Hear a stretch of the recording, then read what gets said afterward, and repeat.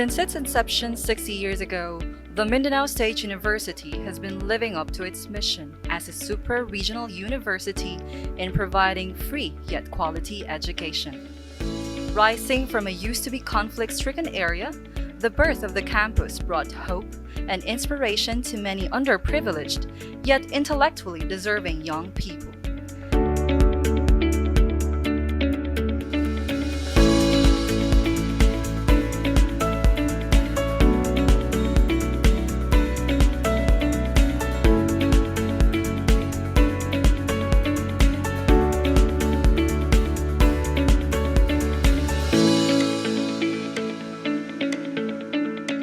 Just like a well-sprouted seed, its growth has led to the development and upliftment of the agro-industrial and socio-economic conditions of the various local communities through relevant research and extension.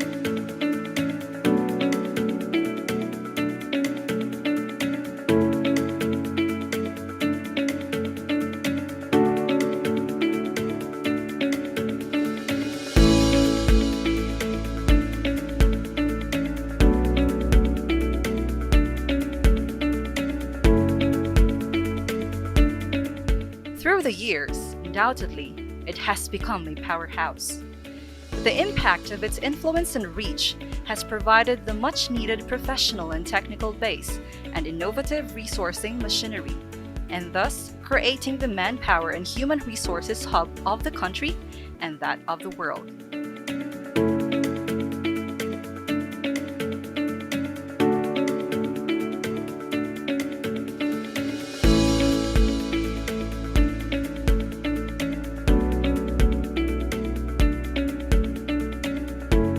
As the 21st century ushers in novel and more sophisticated learning technologies and methodologies, MSU has willingly embraced the digitalization in the delivery of instruction through more flexible learning options and modalities.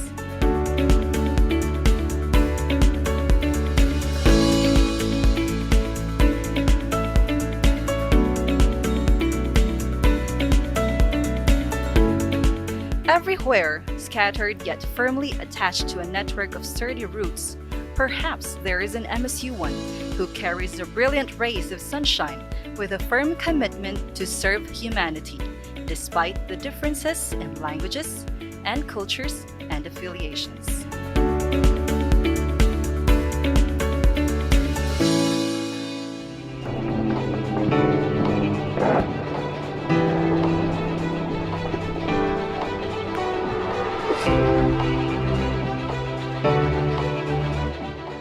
MSU is a melting pot of diversity and a staunch protector of peace and meaningful socio-political coexistence. Resilience is one of its most valued qualities.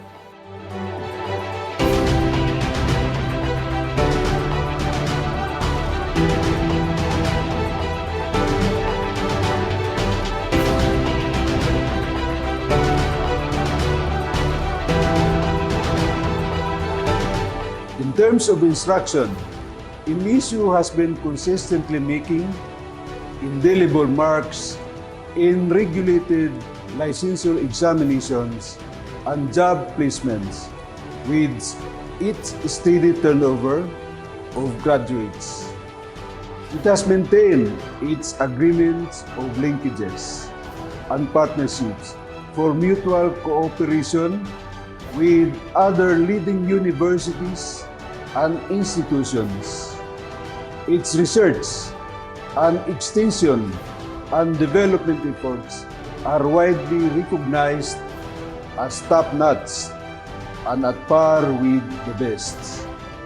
And in keeping itself abreast with current global situations and demands, MSU shall always be committed to modernize its infrastructure and facilities, to upgrade the competence and morale of its personnel, to innovate on its delivery of services, and to strengthen its ties with the communities that depend on its inspiring and blessed existence. Our mantra, Sindaw o Panginam, through quality education, like a diamond, the issue shall intensify its brilliance in bringing hope, prosperity, and peace to all.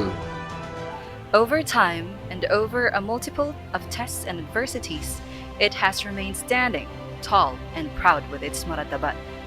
Truly, in the veins of every MSU-1 runs the blood of the ancient warriors and that of a survivor who has mastered integrity and compassion to live life beyond the caprice of the self.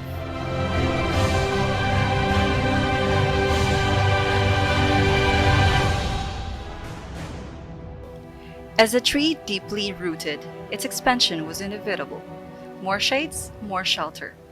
From one far-flung campus in Marawi, Lanao del Sur, MSU has strategically positioned itself in major key areas to address the sufficiency in the delivery of its services, as it is one of its sworn missions to build sustainable communities and to instigate productivity and positivity in all aspects of human enterprise.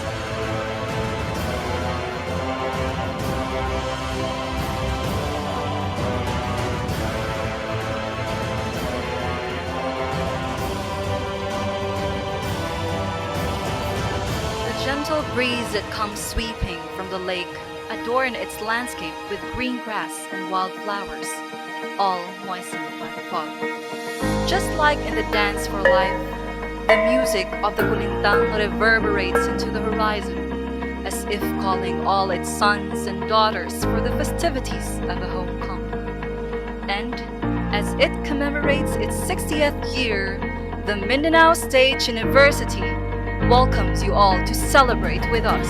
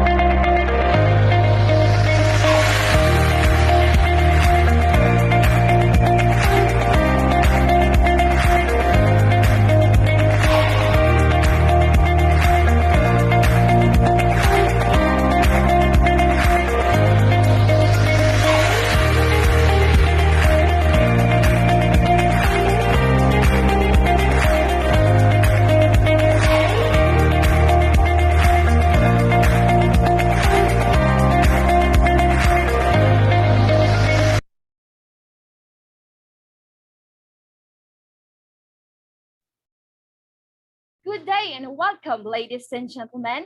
Thank you for joining us for today's school-based webinar on action research. It is our pleasure to welcome you here this morning.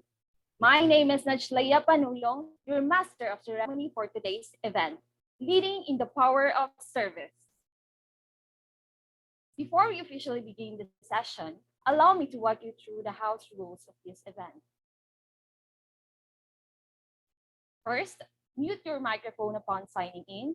Second, turn off your camera during the event, indicate your course or major, and use your complete name upon joining Zoom for proper identification. We have here example, BSEd Sciences Fernando Sikitik Jr. In case of internet disconnection, participants may continue watching the session via live. For questions, comments, and suggestions to be entertained in the open forum, please share them for the end of the lecture. So please take note of the 5 house rules that we have. Now, coined by Kurt Lewin in 1944, action research entails a process of investigation and inquiry that occurs as action is taken to solve a problem. Today, we are representing a dynamic, substantial webinar on action research with the topic, Understanding the Essentials in Writing and Action Research. Is everyone excited for our topic? Well, definitely yes, especially for our ELC students. Now we shall begin this program with the presence of God. Let us have a sincere, silent prayer to be followed by the singing of the national anthem.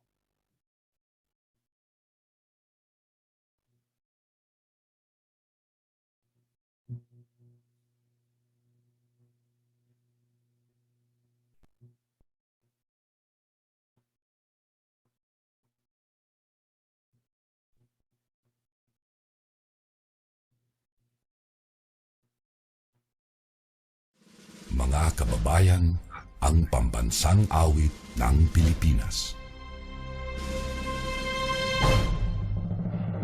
Kayang magiliw, ewas ng sinangalan, alam ng puso, sa titik mo'y buhay. Lupang hinirang, tuyag ka ng magiting, sa manlulupin, di ka pasisingil, sa dagatang putok sa simoy at sa langit mong bagaw, ay hinatang tula, kawin sa pagkayang minamahal. Ang isang ng matawad mo'y tagumpay na nag-iindig, ang bituin at araw niya kailan pang ay di magdidinig. Luman ang araw ng walhagit pagsinta, buhay langit sa piling mo. Ang hindi kaya na pagkay mga api, ang mamatay ng dahil sa'yo.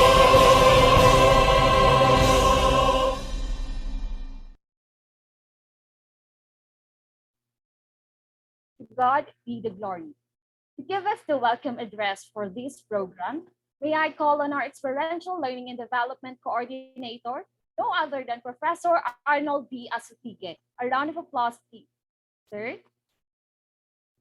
To our esteemed Dean of the College, Dr. Muntilla Jamila D. Sarip, our active Assistant Dean, Professor Teodoro M. Gilon, Chair of the different departments, coordinators, faculty and staff, field study students, teachers, to our resource speaker who will be formally introduced later, attendees in the Zoom, and viewers in the Facebook Live, good morning.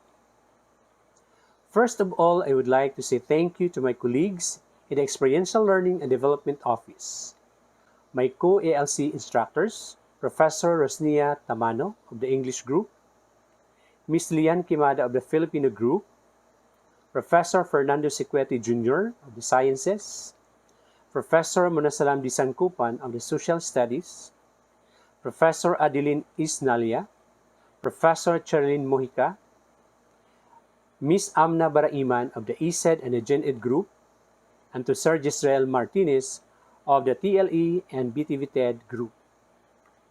Thank you for the patience and perseverance in the conduct of the series of teaching and learning activities for this semester.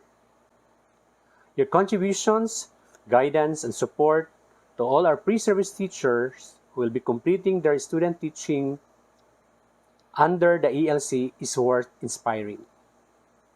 To our field study students, I can only guess how you might feel at the start of the semester, where new normal setup have been practiced since the start of the COVID-19 pandemic. Welcome. I would like to take this opportunity to formally open this program, the first ELC webinar on Action Research 2021. This morning will be a very fruitful endeavor as we will be listening to the sharing and insights of our resource speaker as he will be presenting the topic on understanding the essentials in writing and action research. I would like to share these thoughts about writing a research.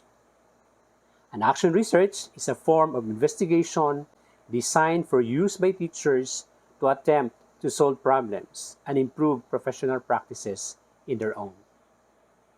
As future teachers and educators, you must set good example to write an action research where your main purpose is to solve the existing problem at hand.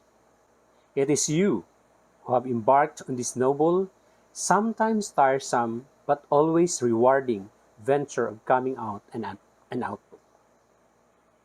I would like to commend all of you who have been taking part in this great initiative and encourage the rest of you to become the future and the new breed of researchers in the society. Before closing, I would personally like to thank all the ELC Field Study students for a job well done for the remaining weeks of the semester. Field study students, you had took a leap of faith in taking the road less traveled. I believe that your journey for this semester have been challenging, enduring, inspiring, and something you will hold throughout your education and professional careers. Again, I want to welcome everyone for this morning's event. God bless and good luck to all. Thank you for coming. Please enjoy the rest of our activity this morning. Wassalam.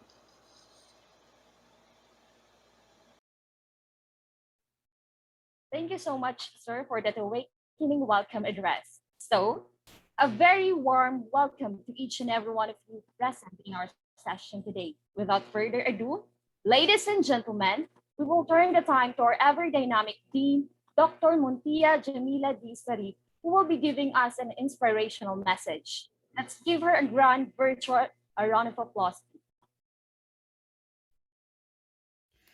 Bismillahirrahmanirrahim. In the name of Allah, the most gracious, the most merciful.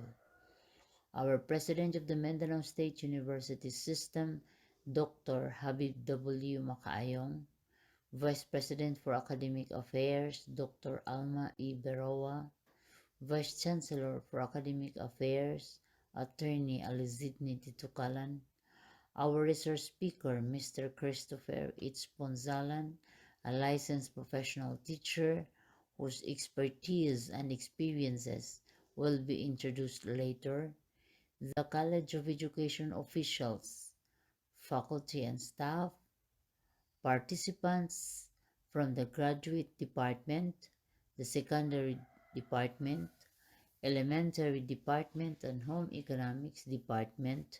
Assalamu alaikum. May the peace and blessings of Almighty Allah be upon us all, and good morning. Once again, the College of Education sponsors a webinar. The topic that Sir Ponsalan will discuss today is understanding the essentials in writing and action research. This is needed by teachers who want to improve their teaching competence, strategies in teaching, classroom management, guidance, and the like. This time, this webinar is spearheaded by the Office of the Experiential Learning and Development. During this pandemic, webinar became the option in the delivery of information to the clienteles. This morning's webinar is focused on action research.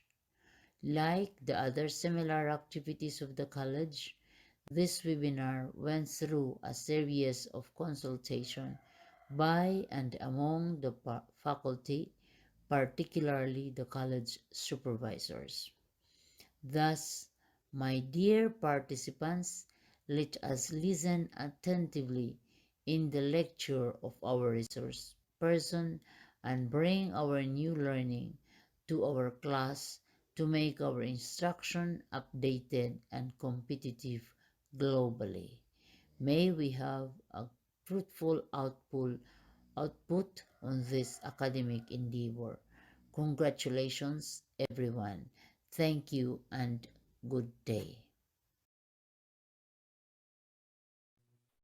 Thank you so much, ma'am, for that eloquent message of hope. Indeed, action research is needed and vital for teachers for us to be able to develop our competency. Bagged with myriad inspiration from our dynamic team, let us now get to know our event's resource speaker who will be empowering us on action research. Ladies and gentlemen, let us give a round of applause to our ELC instructor from the Elementary Teaching Department, Professor Adeline S. Nalia. Good morning and Assalamu alaikum everyone. I am honored to introduce to you our esteemed resource speaker of this webinar. Our resource speaker is a research scholar at Ronan Institute for Independent Scholarship, Montclair, New Jersey, of the United States of America, and a sciences and general education professional lecturer at National University, Mall of Asia, Pasay City. He currently finishes his thesis for a graduate degree, Master of Arts in Science Education, with specialization in integrated science at the Philippine Normal University, the Philippines National Center for Teacher Education. He received his undergraduate degree in Bachelor of Technical Teacher Education and Diploma in Power Plant Engineering Technology from Technological University of the Philippines at Cavite. He is a licensed professional teacher and a holder of Career Service Sub-Professional Eligibility in the Philippines. He also held positions as laboratory technician, senior high school coordinator, STEM coordinator, independent researcher, extensionist, journal article reviewer, and book review editor. His graduate education has positively enriched his knowledge and skills in undertaking scholarly works. He has participated and presented several studies in local and international research conferences. Additionally, his research interests fall on science and environmental education, education for sustainable development or ESD, STEM education, and green technology. As a researcher, he looks for approaches to enhance the integration of environmental education in the curricula. He practices the situated learning by organizing extended classroom activities, including tree planting program, museum tour, and science and technology exhibition, and to name a few. He is also a volunteer of nonprofit or environmental organizations and disaster response groups responsible for ecological and humanitarian projects. Such a researcher and extensionist indeed. Ladies and gentlemen, please help me welcome with a virtual round of applause our speaker, Mr. Christopher H. Ponsalan.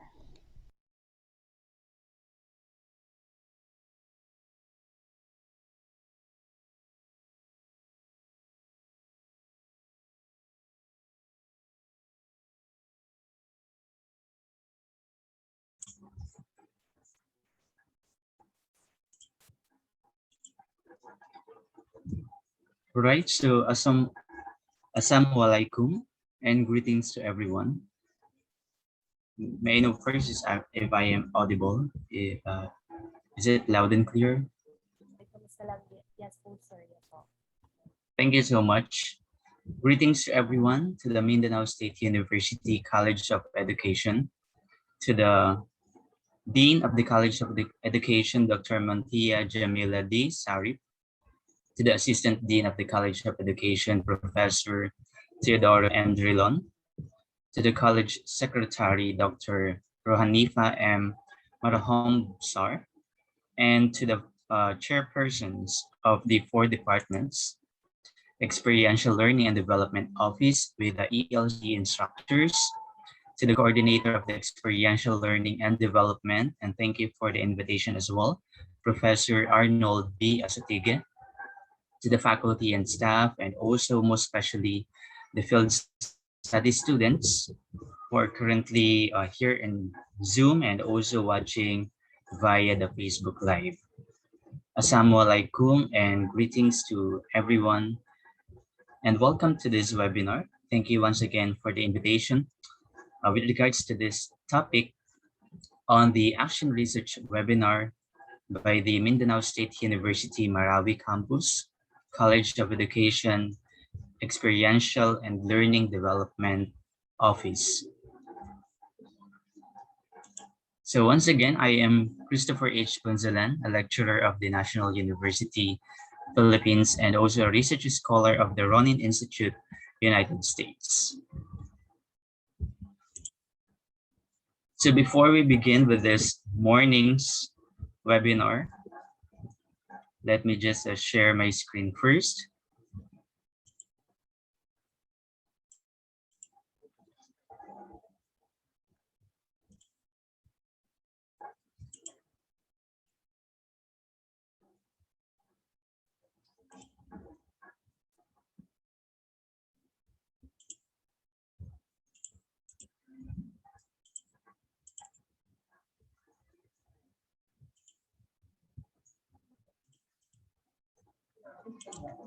All right, so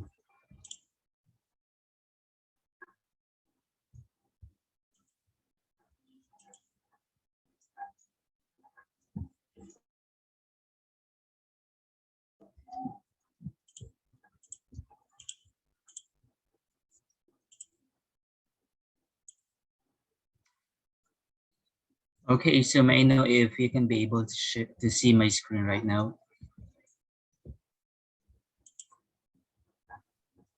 Yes, sir. Thank you so much for that. Okay, so before we begin, I have prepared here before we start with our webinar. So kindly join at the slido.com and use the code hashtag 811-841. So to those who are also watching via Facebook Live, you can also join in this short activity before we begin with our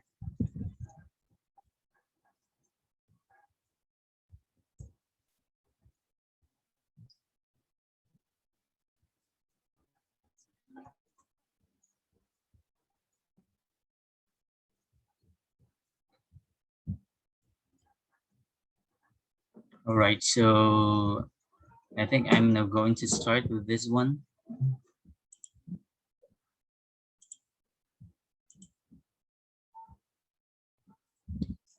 So we have here first, I would like to get to know about you first. How are you feeling today?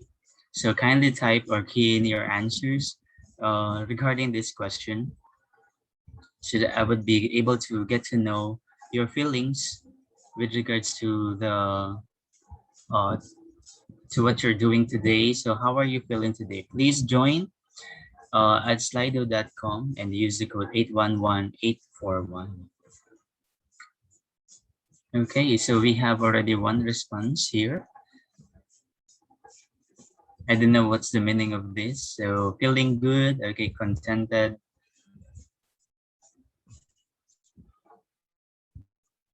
All right, so most of you do feel today. Hopefully, yeah, we know that it's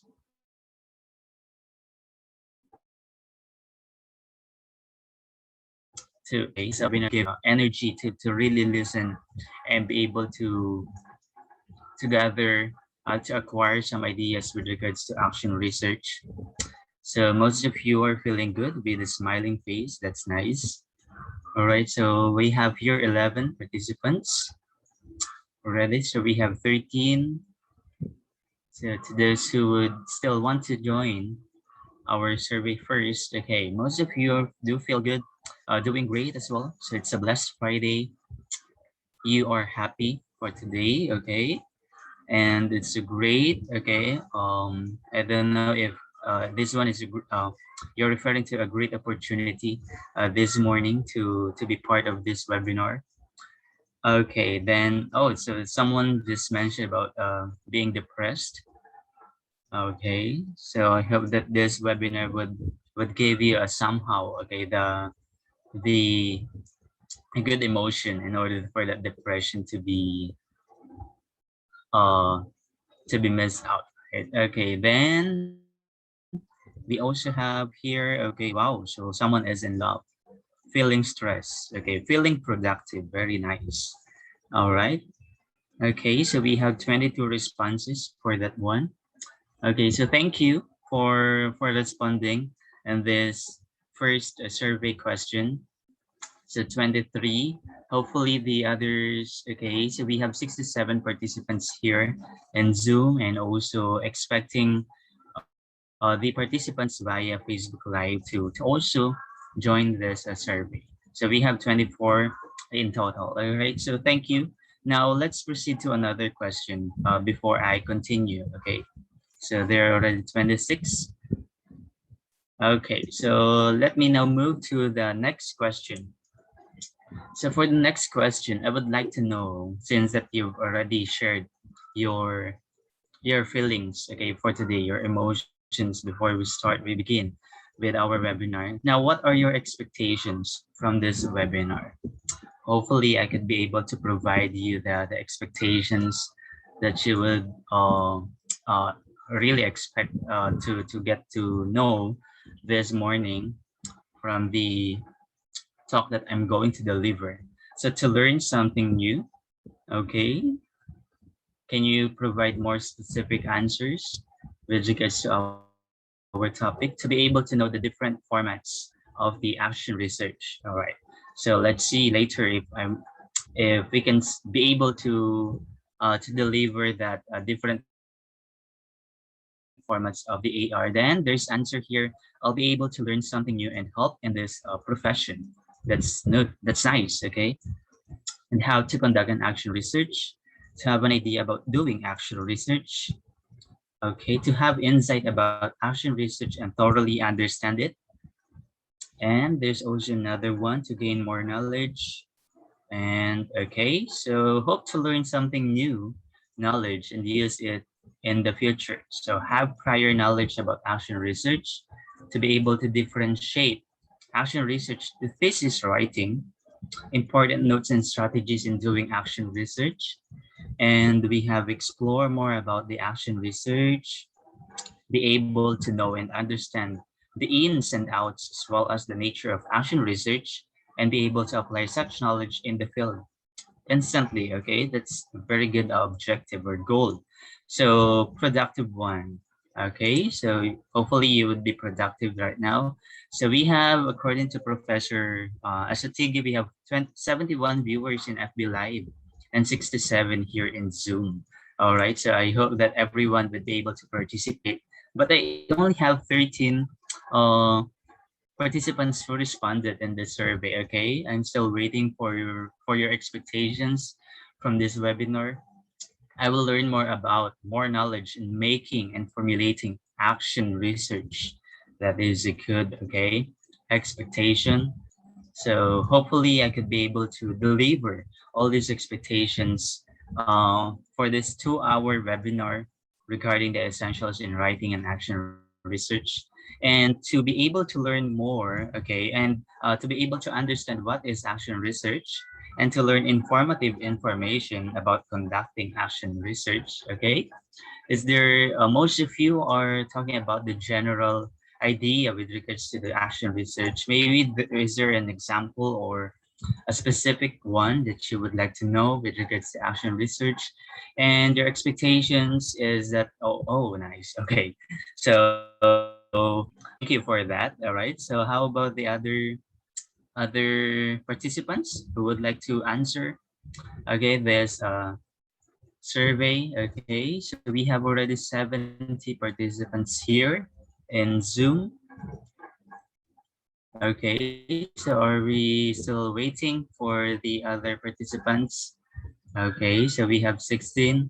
So hopefully you would be able to participate, okay, for the entire duration of our webinar, because later I will be uh, presenting, okay, a series of activities with regards to this webinar, the conduct of this webinar. So knowledge or methods in doing action research. Okay, then we have, I expected this to be fun and useful.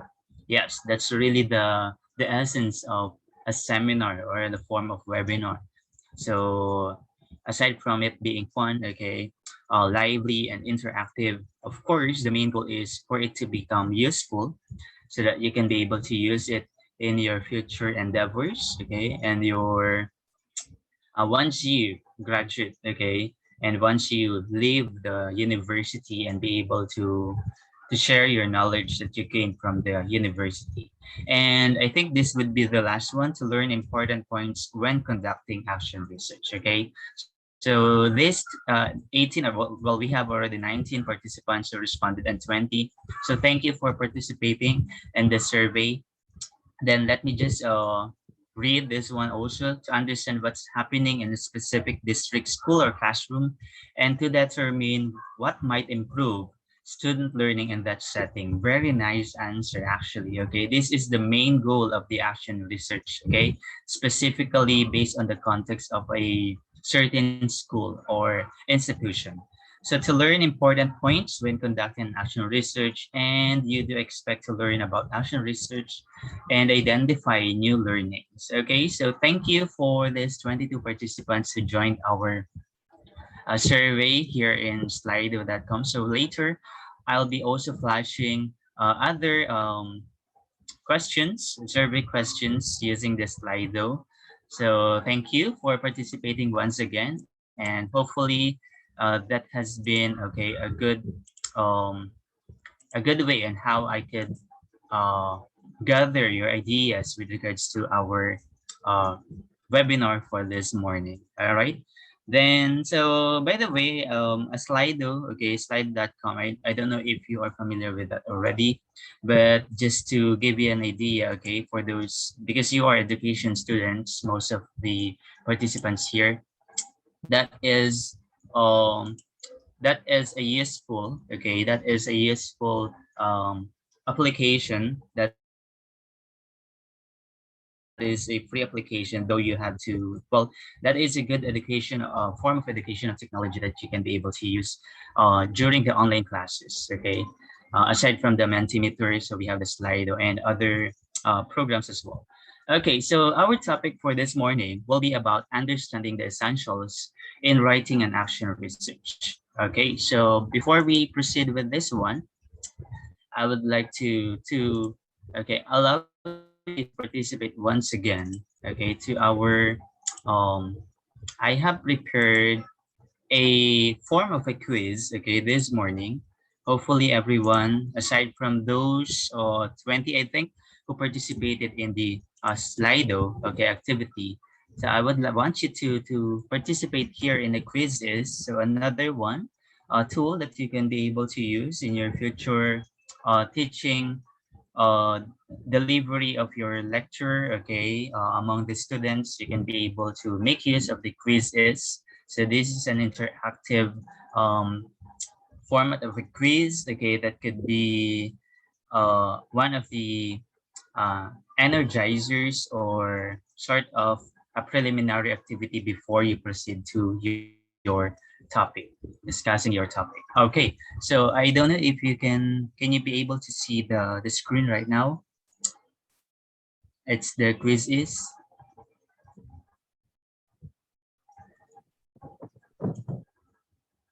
Can you see the screen? Okay, the quiz is.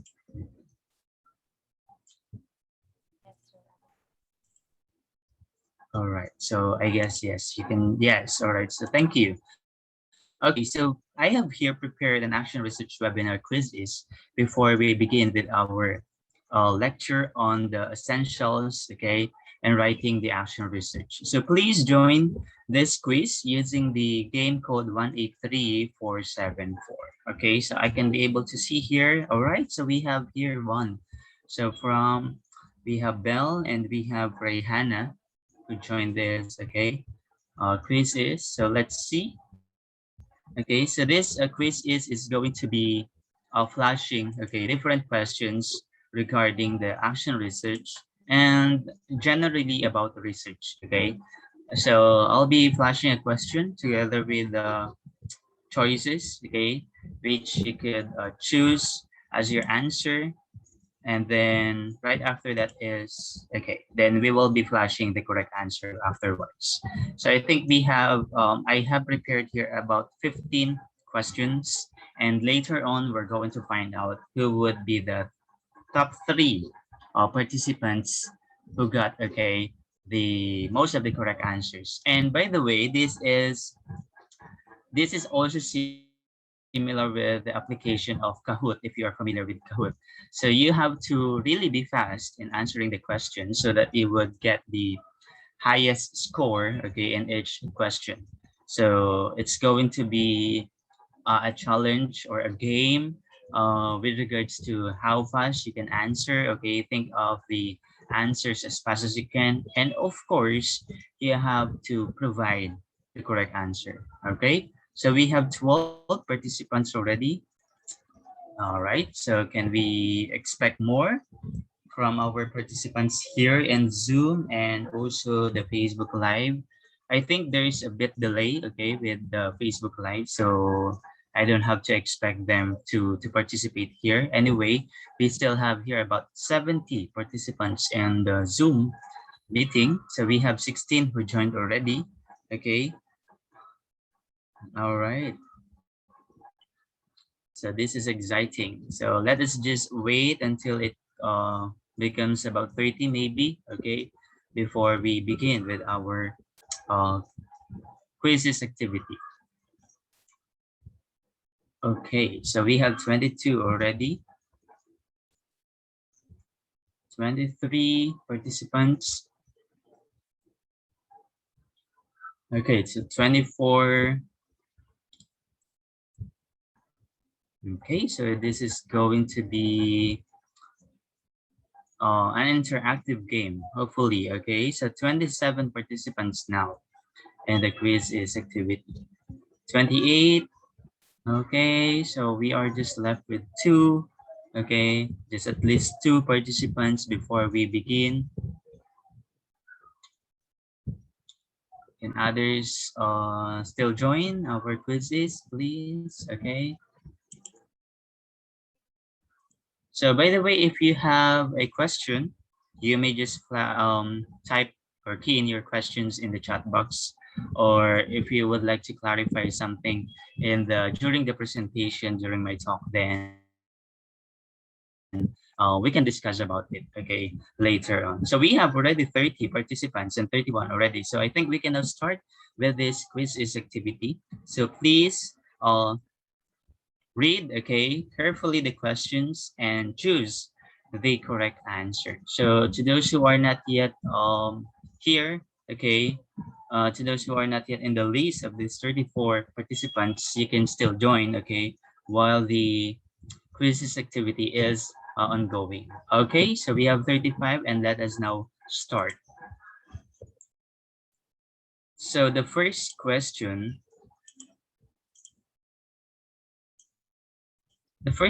is, what do you call the degree of consistency and precision which produces a stable result of the conducted research?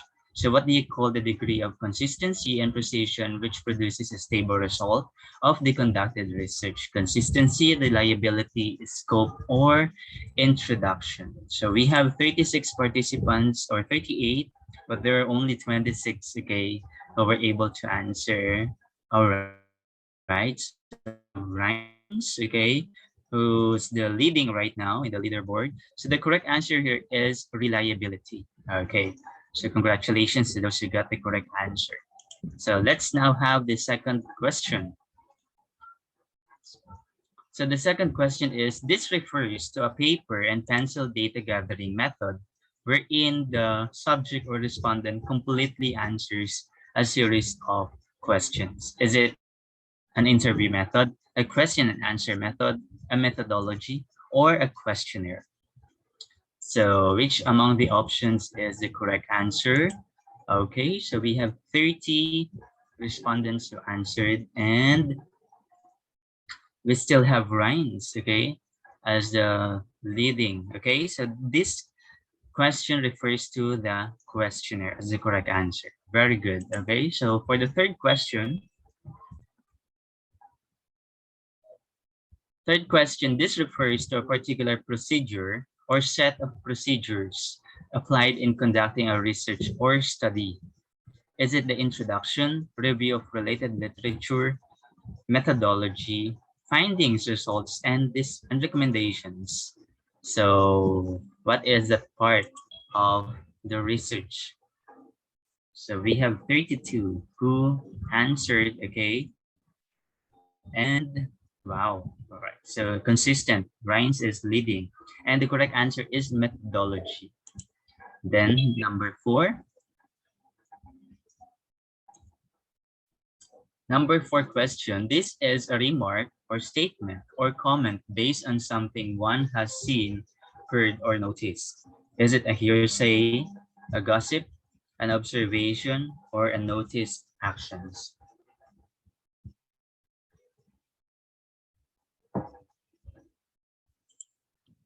Okay, so for this one, we have 35 who responded.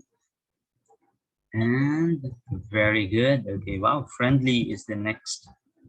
Then this correct answer is observation. Okay, then number 5.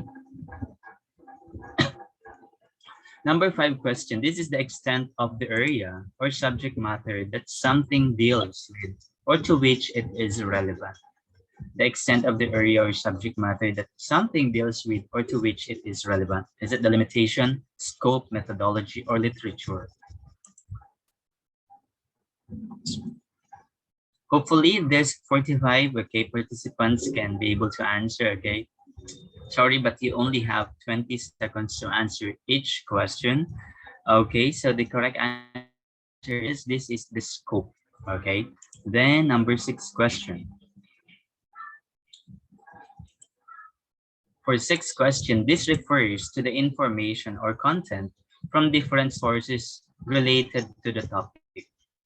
I know that you're familiar with this one. So is it the literature, a methodology, references, or sources? All right, so let's find out. Okay, if you got the correct answer, then 35 responded. Okay, wow. All right, so this is a good, okay, we have the correct answer is literature. Then number 7 question. For the 7th question, the sources you use on your research is what? Okay, you call this what? The sources, references, literature, or results. The sources that you use in your research is called as what? Sources, references, literature, or results.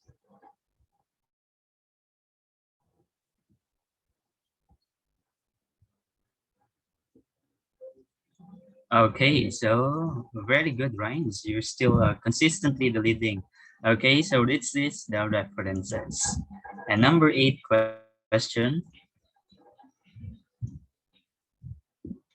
It establishes the scope, context, and significance of the research to be conducted. This also states the purpose why the study will be conducted. Is it the introduction, review of related literature, method, or the results and the recommendations? Where would you find this statement? Okay. Then we have 34 who responded in the leaderboard. Oh, okay. So there's a bit change. So this is the introduction where you can make, okay, objective, okay, of this part of the research. The number 9. So we're halfway already. So a closing paragraph that summarizes the main points of your research and intended for the readers to know why your research should matter to them after they read it. Is it the introduction, conclusion, results, or thesis statement? And for this question, we have the leaderboard and the one leading. Oh, okay, so there's no change. So Lee, all right, is now leading. The correct answer is conclusion. For the 10th question, the systematic investigation that aims to establish facts and reach new conclusions is called as what? Is it the observation, a research? This one is research, investigation, or scientific investigation. All right, so others can still join, other participants. Okay, so there's a change again. So Ban is now leading, and the correct answer is research. The number 11th question. What is the term used for stealing information and passing it off as your own? So this is very common, okay? All right, so a common problem in the research field. Is it plagiarism, researching, paraphrasing, or summarizing? What is that act of owning something that is not?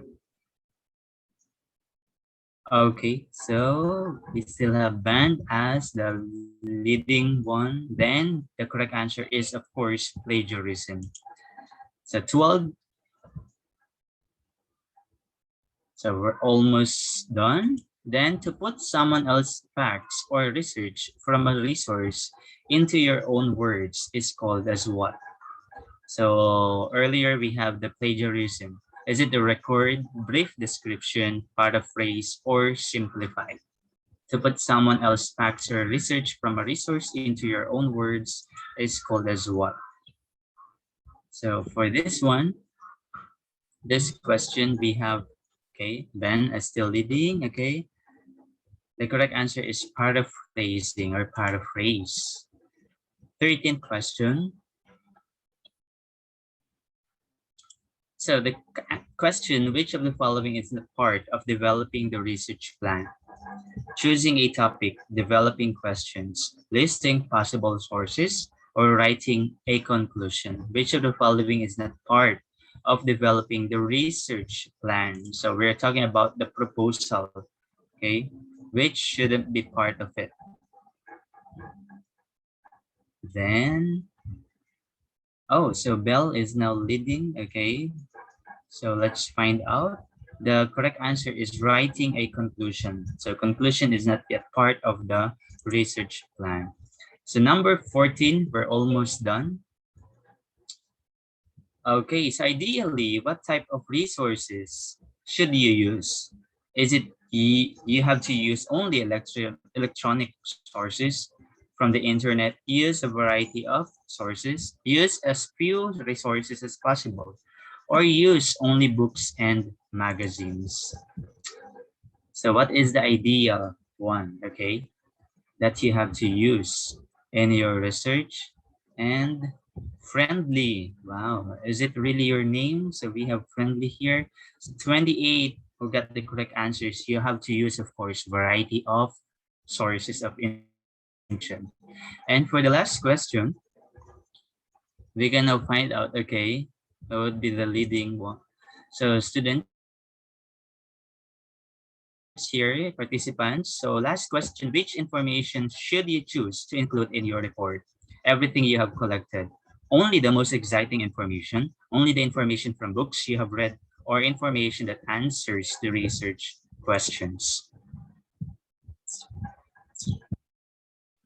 Okay, so for this one, then the leaderboard is, so we have friendly as the top, okay, participant, and the correct answer is information that answers, of course, the research questions. So thank you everyone for participating, okay. in this quizzes activity. So congratulations to our top three participants. So the third one is Ban, second is Lee, and first is Friendly. Can we please give them, okay, a round of virtual applause? All right, everyone. Can you give them? Okay. Oh, is there a prize? Okay, there's a question here. If there should be a prize for that. Okay. Let's see later. Okay, maybe Professor Arnold would be able to give a prize. Okay. No. All right. Okay, sir. Oh, thank you, sir. All right. So as you've heard from Professor Astigia. All right. So can we hear maybe from one of those top three participants who joined the quizzes activity? What can you say about it? Can we hear from that participant whose name is Friendly? Is that really your name? Can you unmute your microphone, please? And tell me your real name. Is that your real name and your program that you're currently taking in MSU? Hello, sir. Hi, everyone. So yeah, sir, that is my real name. My name is Friendly Mark H. Andrino. I'm taking Bachelor of Secondary Education major in English. So my mom really loved adjectives when I was born. So like, yeah, that's why, hence the name Friendly. So the activity was really fun and engaging, and I love that. It incorporated like a lot of technical terms when it comes to doing researches, sir, because it's really relatable. I am currently doing 2 researches on 2 of my major subjects right now. So yeah, it's a little, hectic when it comes to the time schedule, but I'm making it through barely. So laban lang. Thank you so much for giving me this chance to talk. Thank you, pa. All right, so thank you so much, Friendly. Thank you for appreciating that sort of activity, and also, most especially that you have learned something from that uh, quiz is activity. Okay, so hopefully you can be able to make use of that, and also other learning platforms as a form of energizer or a short activity before you proceed to your lecture or discussion. Once you are already an in-service teacher, okay, and the future. So thank you and congratulations once again to the participants, okay, of that activity. So with this juncture, okay, let us now have, okay, and talk about the topic itself, okay. So we have here understanding the essentials in writing and action research. So let me just check the time. So it's already going to be 9 a.m. So kindly to the facilitator, please inform me, okay, from time to time if about the time, okay, the time remaining for me to deliver my talk. So the theme for this webinar on action research is understanding the essentials in writing and action research. This is the theme for this one. I don't know if it would be a series of a webinar. It's a webinar series with regards to the action research. Because dealing with action research, it is too tedious. It is not. We cannot be able to just learn instantly about action research with just one form of webinar. So hopefully you can also be able uh, to have another webinar, a webinar talk with regards to the action research. So basically, we are going to talk about the essentials. So what are the most significant parts or the ideas that you have to take note in conducting or writing an action research? So once again, I am Christopher Punzalan, a lecturer at the National University and a research scholar of the Ronin Institute, United States. All right, so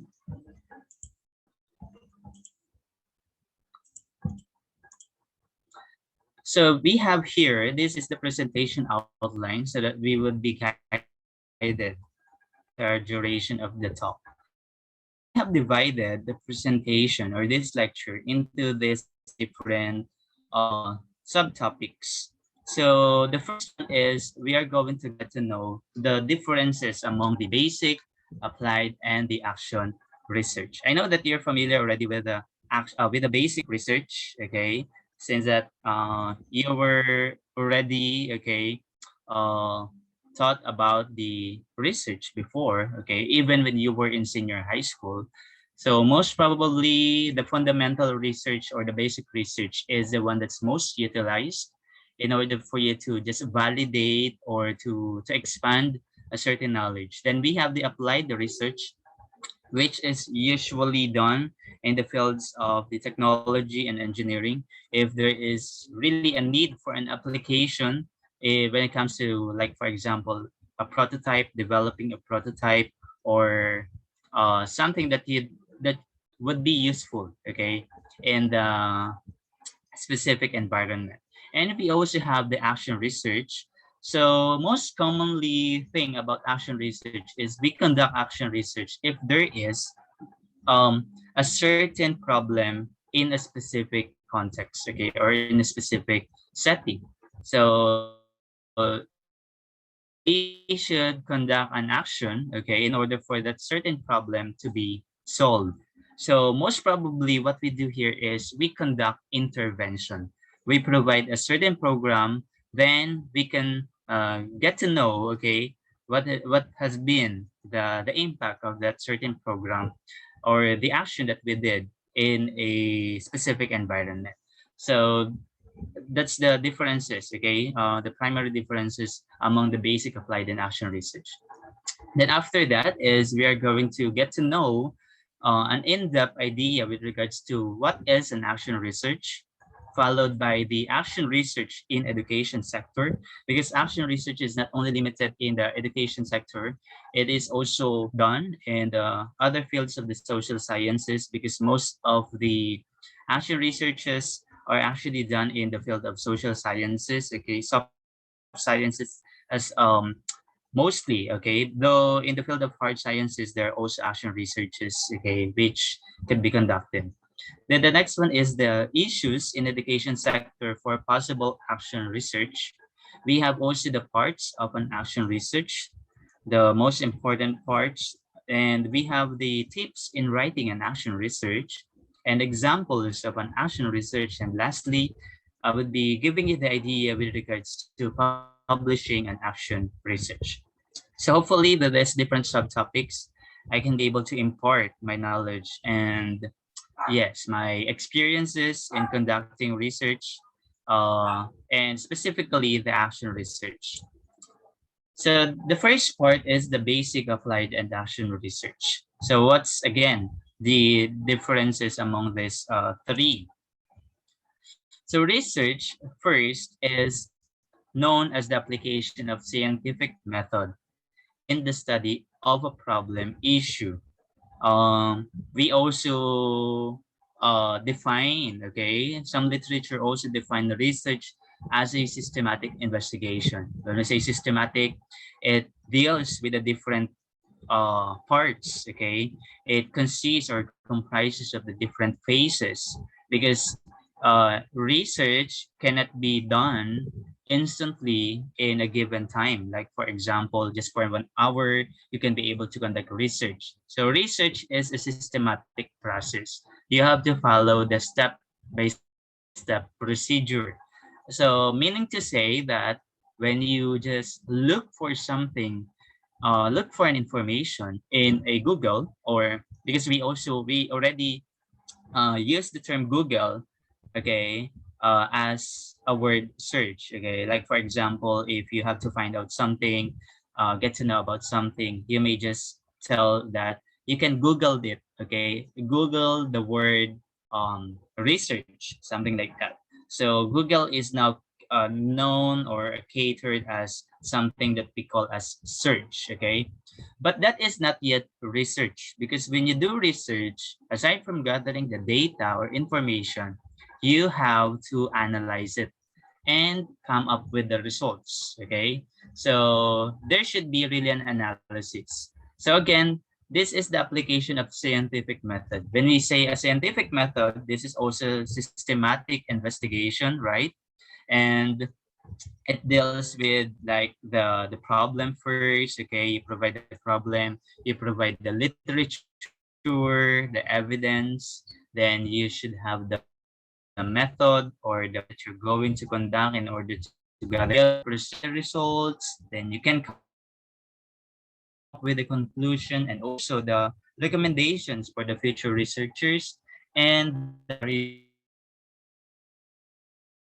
investigation. Okay, the studying of a certain problem issue. Okay, the studying of a certain problem issue. Okay, so meaning to say that problems are resolved or solved by research. Okay, so research is a very important part of our life. It's also very important when it comes to development, because there would be no development if research would not exist. So that's why they are a good tandem. So we have research and development. Okay, so that is the main role of research in the education system. That's the reason why research is introduced in basic education, also in higher education. So you have to finish a thesis before you earn a degree, or you complete a program, a college diploma or a program, because you have to get to know about conducting research. As mentioned, okay, once you are already an in-service teacher or working in your field, okay, field of work, then you have to utilize the research concepts that you have learned from studying, okay, your degree or your program. So this is somehow useful, okay, not only in the education sector, but in every field of study. Okay, research is always present. And now let's get to know, okay, what are the differences among the basic, applied, and action research. So basic research, or known as the fundamental research, contributes to the development of knowledge or theory. Whether you would like to validate or invalidate an idea, that is what we call basic research. If you would like to expand a theory, you would like to expand a knowledge, like for example, if a certain study was done uh, in an international or in a foreign country, then you would like to adopt it, and for it to be done as well, conducted here in the Philippines, in our country, that is also basic research, okay? Because you are contributing to the development of the knowledge or a certain theory. So you would like to expand a certain issue, okay? Or yeah, a solution on a certain issue. So that is a basic research. This is the common research that we usually do, okay? This is the basic, that's why it's known as the basic research. Then we have the applied research. This is socially useful, or we know that it is the application of the knowledge generated to social concerns or the issues. Like for example, if uh, this somehow refers to the technology, to the improvement of the engineering, to the innovations, okay? Technology, for example, you are going um, to think of a certain solution, okay, in a social issue here in the Philippines with regards to the education system.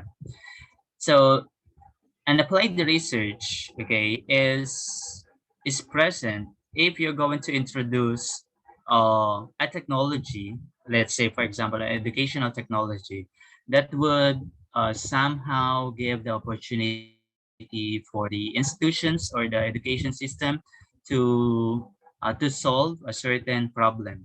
For example, we are dealing with the online education, okay? So applied research should be can be useful, okay, in that certain situation. So as long as you're going to apply something, there is a technology that is present, there is an application of a certain prototype, okay, or a program, maybe could be a hardware or software, okay, tangible or intangible. That is an applied research, okay. Then lastly, we have the action research.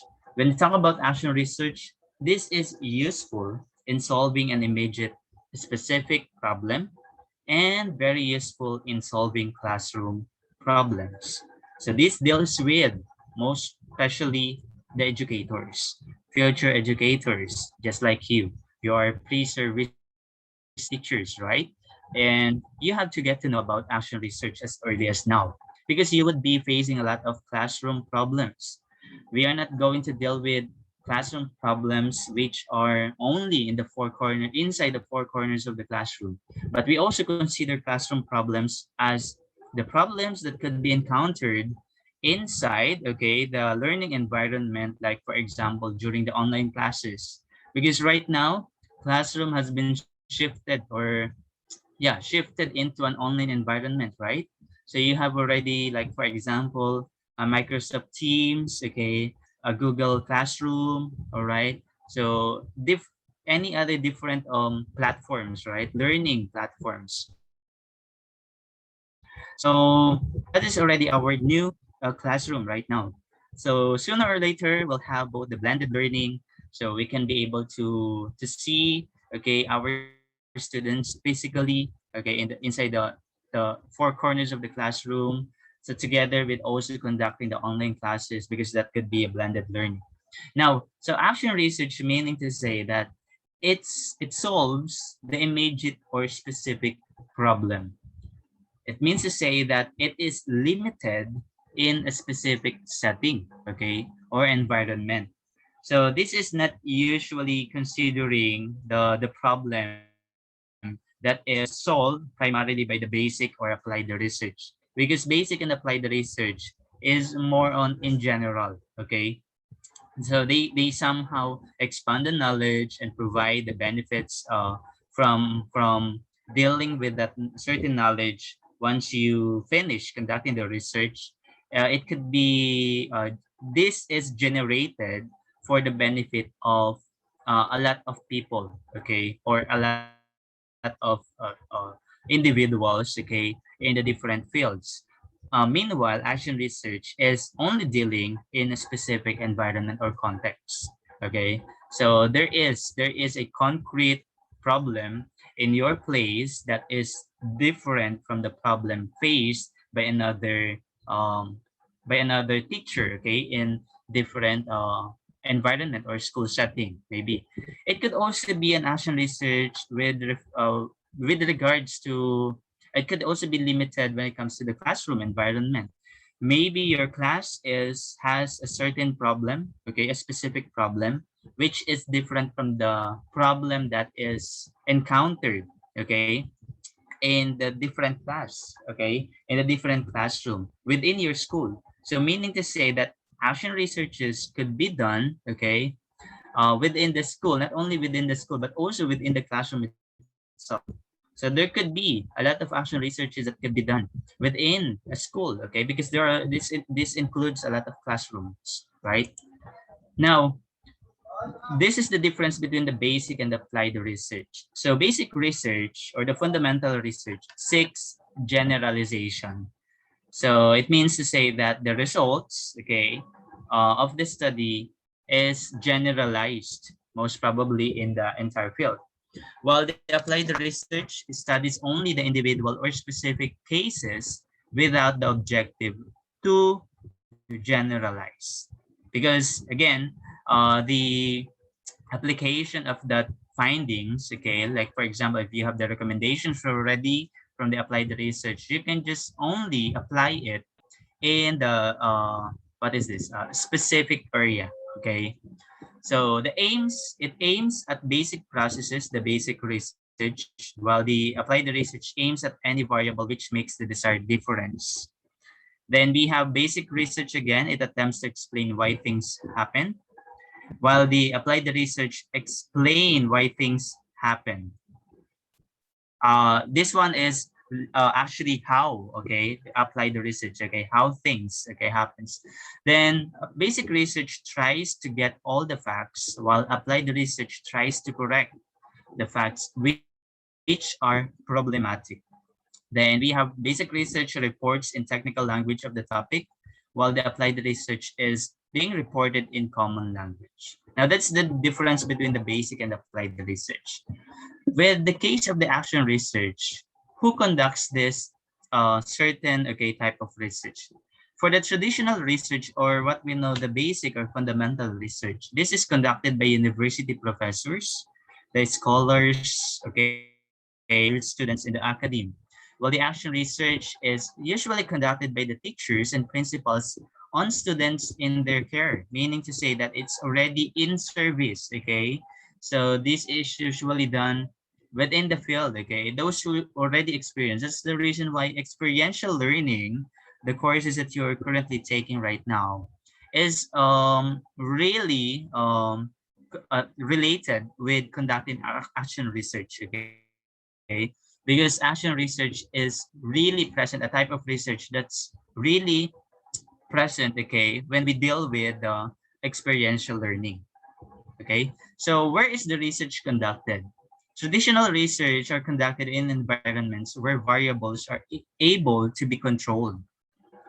So we can control the variables. We can talk about the independent, dependent variables, okay, manipulated. For the action research, it should be conducted inside the school or specifically inside your classroom environment. And how is the research conducted? For the traditional research, you can make use, okay? This is usually done with the use of quantitative methods to show, to simply determine degree of statistical significance. Because again, traditional research refers to generalizability, okay? Generalizing the data. So a cause effect between the relationship and variable, while for the action research, it usually uses, okay, qualitative methods to describe what is happening because you are only dealing with a limited scope, okay? That's why qualitative research is most primarily, okay, suited to be utilized in this type of research. So what is happening and to understand the effects of some educational intervention. So again, educational intervention. If, like, for example, you're going to introduce gamification inside your classroom environment, that is what we call the educational intervention, okay? So qualitative method, just like getting to gather the using observations, okay, conducting interview or FGD, focus group discussion, you can be able to gather in-depth knowledge, okay, or idea with the use of the qualitative method for the action research. Then lastly, why is the research done? What's the reason why you're going to do the traditional research? It is to report and publish conclusions that can be generalized to larger populations. That's why it usually deals with quantitative methods, okay, for the traditional research. While for the case of the action research, it is to take action and positive educational change in the school, okay, specific school environment that was studied. Again, the use, okay, the application of the knowledge is only, okay, in the specific school environment where you have studied that certain action, okay, that you have applied, okay, or implemented, the implemented action. So that is, okay, again, the differences among the basic, applied, and action research. So I hope that you were able to get to know about this, okay, differences. And additionally, okay, so this refers to the different criteria about the differences between the basic and action research. So we have, when it comes to the objectives, you can develop or test educational theory and derive the generalizations. For the case of the action research, you can just find out about the solutions to problems in a specific context. Again, so this is more general and this one is specific. For the training, it involves, okay, intensive training for the basic research. Again, because you are going to generalize the results. That's why it should be really an intensive training. There's just a limited training needed for those conducting the action research.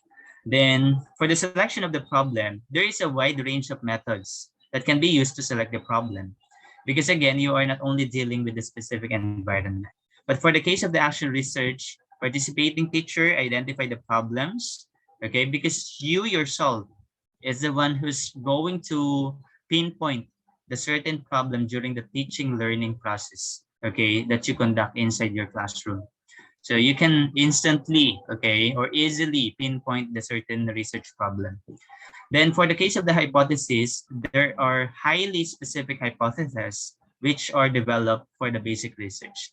While for the action research, there is just a specific statement of the problem or SOP that could serve as your hypothesis. Because again, qualitative research is usually utilized in conducting action or research, so qualitative design. That's why hypothesis, what I mean, SOP or the statement of problem serves as your hypothesis already.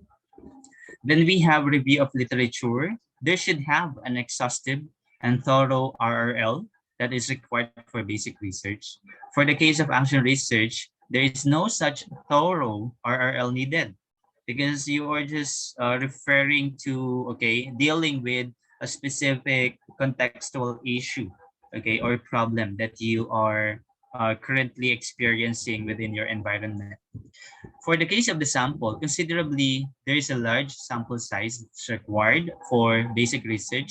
And for the action research, since that you just study that inside the classroom, okay, so within the class, so the class population or the class sample would serve as your sample already, okay, the number of the students within that. Then for the case of the experimental design, there should have a well-thought experimental design that should be developed in order to maintain the comparable conditions and reducing the error and bias. Because for the basic research, we have to, okay, take note, okay, to reduce this, what we call the bias, okay. For the action research, procedures are planned only in general terms because for the duration, okay,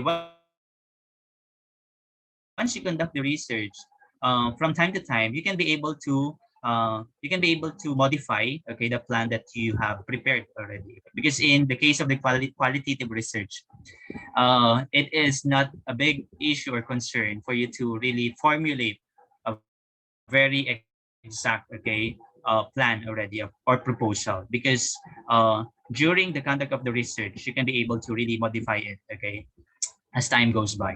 Then analysis of data. For the basic research, it has a complex analysis that is often called for. It's complex, okay? You deal with statistical techniques, okay? For the actual research, you can just simply have, okay, a simple analysis procedures that are usually sufficient. For the case of conclusions, conclusions may be in the form of generalizations. You can also develop theories. But for the action research, the findings are only local specific. So you can just conclude, okay, your study in a specific context. For the basic research, the application of results, again, are broadly applicable. So you can apply it in a general, okay, field, general context. For the action research, the findings are only used immediately in the classroom situations by, for example, participating teachers, or maybe the in-service or pre-service teachers in order to improve their own practices. Okay, now let's find out, okay, what is an action research? So action research from that is known as any research, okay, into practice.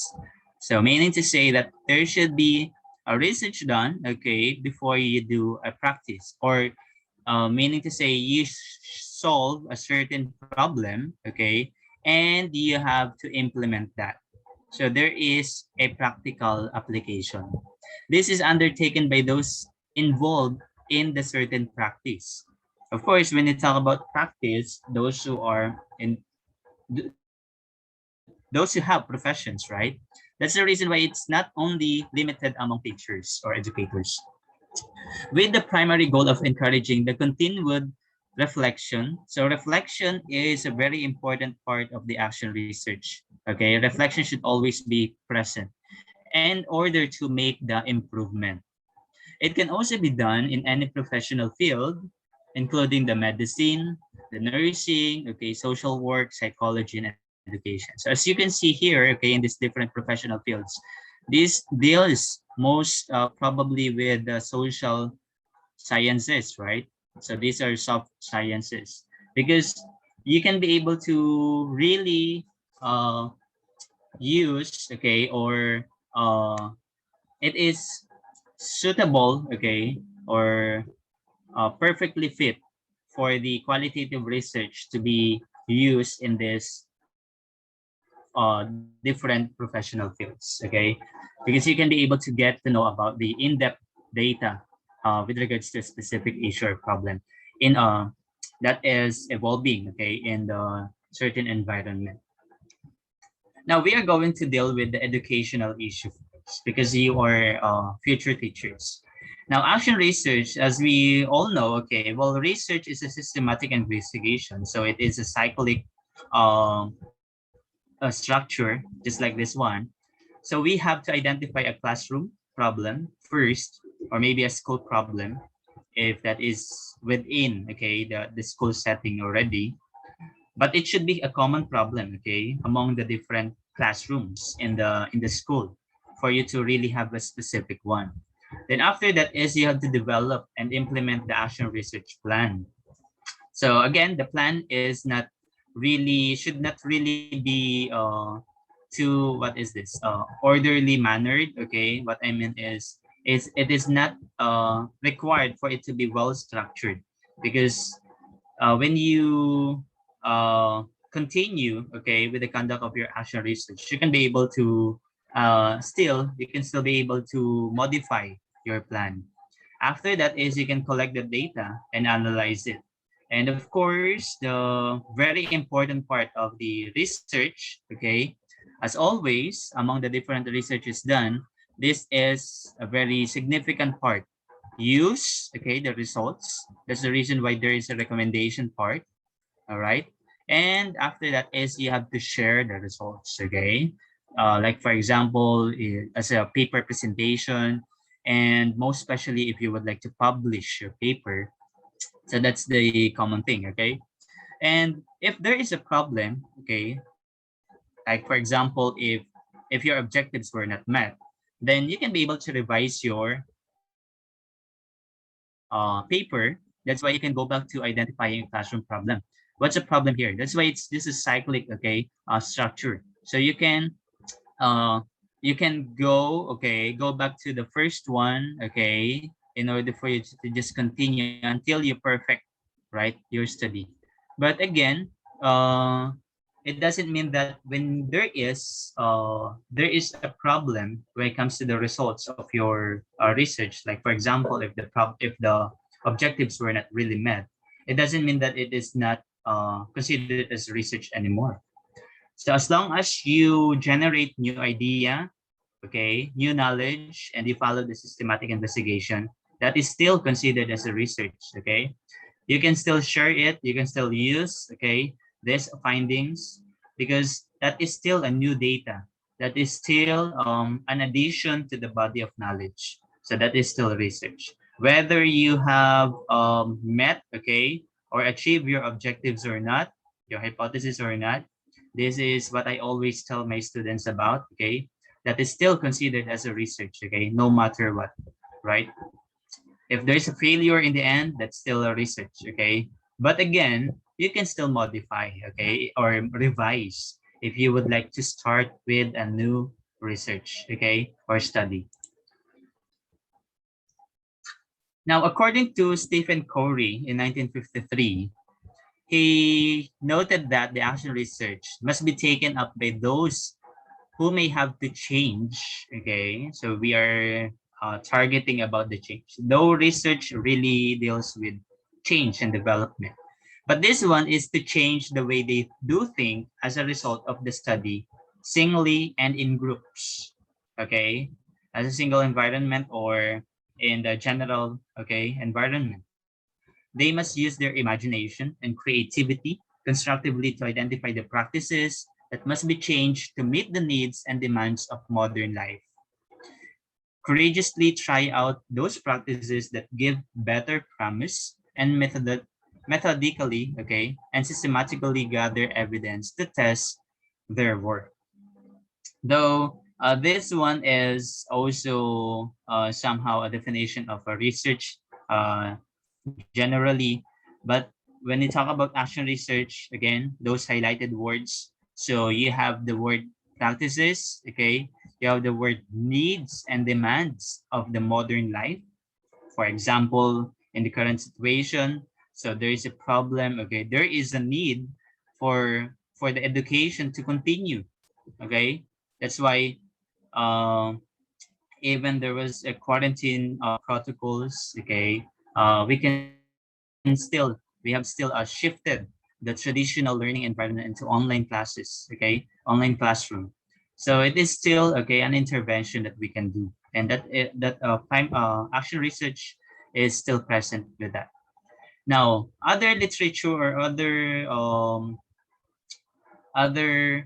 uh, philosophers, okay, or so they provided some other information regarding action research. So, with the opinion of Molly, action research is the on-the-spot research aimed at the solution of an immediate classroom problem on the spot. Okay, so it is not too tedious as compared with the fundamental research. Kurt Lewin says action research is applying scientific thinking to real-life problems, just like the classroom problems for teachers, and represents a great improvement over teachers' subjective judgments and their limited personal experiences. And lastly, according to Hammersley in 1993, action researches are small scale and narrowly focused researches. Okay, what is this? This is too specific, okay, with a certain environment undertaken by teachers in a given context. Additionally, it has also been referred to as research into practice by practitioners for practitioners. Again, that is the main goal of the research as well, okay? You are not only conducting research for your own sake, again, action research could be disseminated as well, okay? You can also share that most probably, among other practitioners so that if they do deal with that certain problem as well. That's why publication is also a very important part of the action research. You can still publish that even though you have just conducted it in a certain school setting or a specific environment or context, okay, school context. You can still publish that in order for the other practitioners to get to know about that certain problem.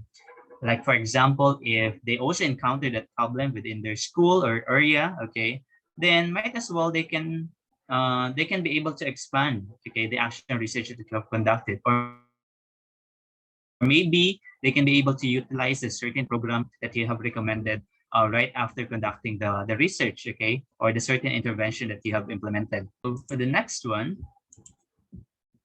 now, action research or okay, defined as focused on immediate application again. So please take note again, immediate application and not on the development of a theory. This is not about expansion of the theory because that deals with the basic research and not also upon general application. Okay, but there's a case again, just like what I've mentioned earlier. You can still share it. Okay, maybe the other practitioners can be able to relate with that. Okay, but it doesn't mean that you are generalizing it already. No. So next is it placed its emphasis on a problem here. Okay, in your place and now in a local setting only. Here and now, meaning that it's just today. Okay, it's just this year. Okay, or maybe not this year, but um just this. Okay, what is this? Part of the school year, or yes, for example, during the first semester. Okay, this is the particular problem. So this is very specific. Okay, specific with the location. Okay, with the study site and also the time. Okay, the time when you conduct the certain research, right? So this is carried out in a classroom by a single teacher. Because if you're going to deal with the different teachers, it could be a problem. Though it is not there could be a solution with that as long as you are just dealing with a common problem. Okay. So for examples, you have different classrooms. Okay. Of course, it consists of the different teachers, but most commonly it is just done by a single teacher. Again, because as a teacher, okay, we have different approaches, right? Once you become an in-service teacher in the future, so your approach, okay, your teaching approach could be different from the teaching approach of your other co-teachers, right? Or your colleagues. So this is also not on obtaining generalizable scientific knowledge about educational problems, but only to obtain the knowledge that concerns on a specific local problem. So once again, this is just for a local setting. So in a local setting, there is a specific local problem. Now, the characteristic features of the action research are as follows. It is situational. So your situation is different from my situation. Okay, the situation in your classroom is different from the situation of the classroom of your colleagues, okay, core faculty members. It is a reflective inquiry, okay, because you yourself as a teacher should reflect about it. And also even your students as well, the participants, should reflect about the implemented program or intervention done. It is based also on scientific approach because again, it is a research. It is a scientific way of solving problems. It is also a small scale intervention because intervention could be implemented or done in a large scale as well. But this one is just focusing on the small scale. And it is also a way to find remedies to overcome the obstacles in learning, of course, in the education system or education sector, to find remedies. What could be the solutions, okay, of these problems or the obstacles that we are currently facing. It also provides avenues for the teachers to be innovative. Okay, so for you to become an innovative teacher, of course, I know that every teacher right now, okay, because we are already approaching, okay, we are already in the modern world, okay, but we are already dealing with education 4.0, right? So we are already here, okay, so we are already in the fourth industrial revolution. So there should be an application of that in the education sector as well. You should be innovative, okay? And the pandemic made us innovative also, okay? Because we were able to experience the use of educational programs provided by the internet, okay, the different softwares, the application programs, just like the learning management systems, the LMS, right?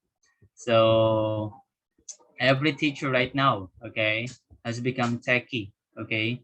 So we were able to deal with the technology already. Though technology is always present, okay? It is not only limited when it comes to the computer applications, okay? Anything is considered technology as long as there is an innovation. So it is also unified exercise to bridge the gap between the theory and the practice because you have to take note of a certain theory first, okay? What learning theory can you be able to apply?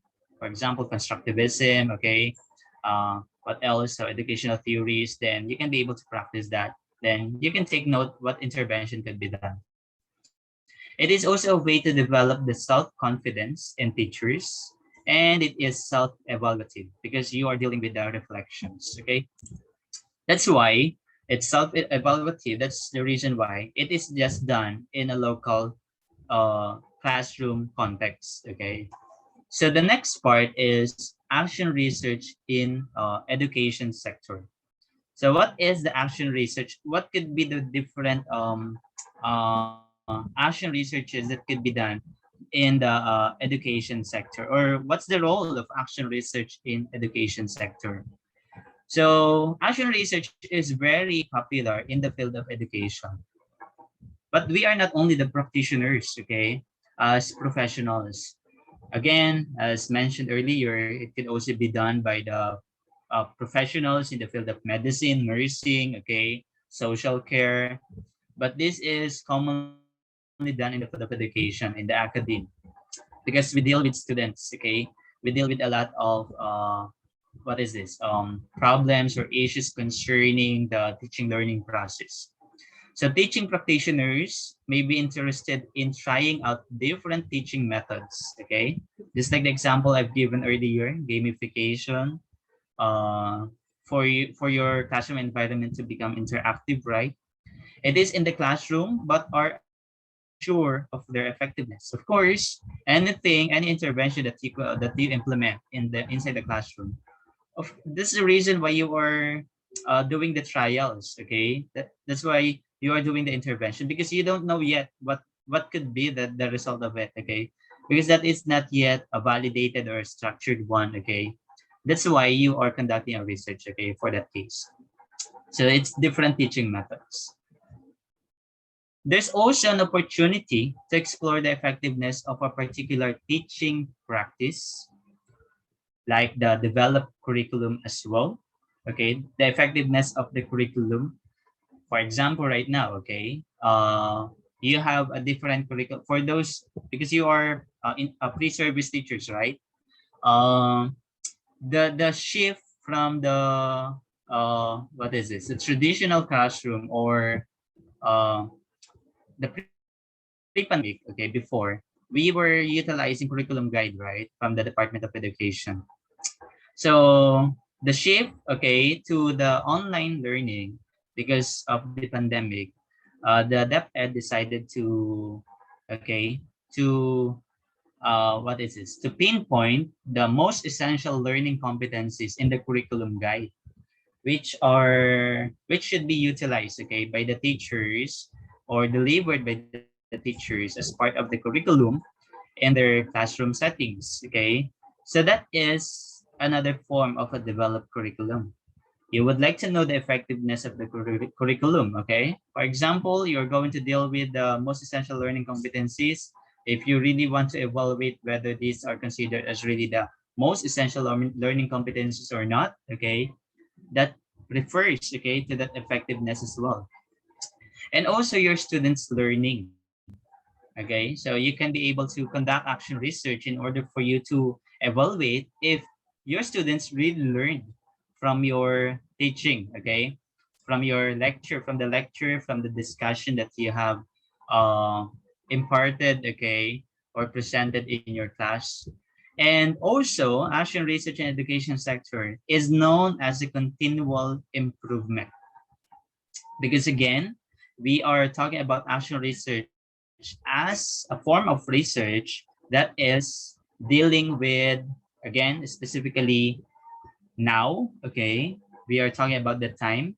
So that's a problem only now, okay, because the problem in the future could be different from the problems that we face right now. Okay, and also here, so it is specific when it comes to the place. So place and time are very good considerations in conducting action research. So meaning to say, there's a continual improvement because you have to sustain the conduct of the action research. Like for example, for this semester, you have encountered this particular problem. So this is here and now. Why not, okay, you also conduct another action research for the next semester, okay, because the problem in the next semester is different from the problem that you can face during this first semester. So there is a continuous, okay, improvement. And this is actually a good way for you to really hone your skills in conducting research, because as an educator, you should really be you should really have a good, okay, what's this one, skills, okay, or competencies when it comes to research. You should really develop research capacities, your research, enhance your research capacities or capabilities, because it is a continuous process. Okay, you shouldn't only do research once. Okay, you should not only submit your thesis, okay, just to finish your degree, but once you are already an in-service teacher or educator, you can still be able to sustain, okay, your research practice, so that you can become, okay, what, a research expert, okay, in the future.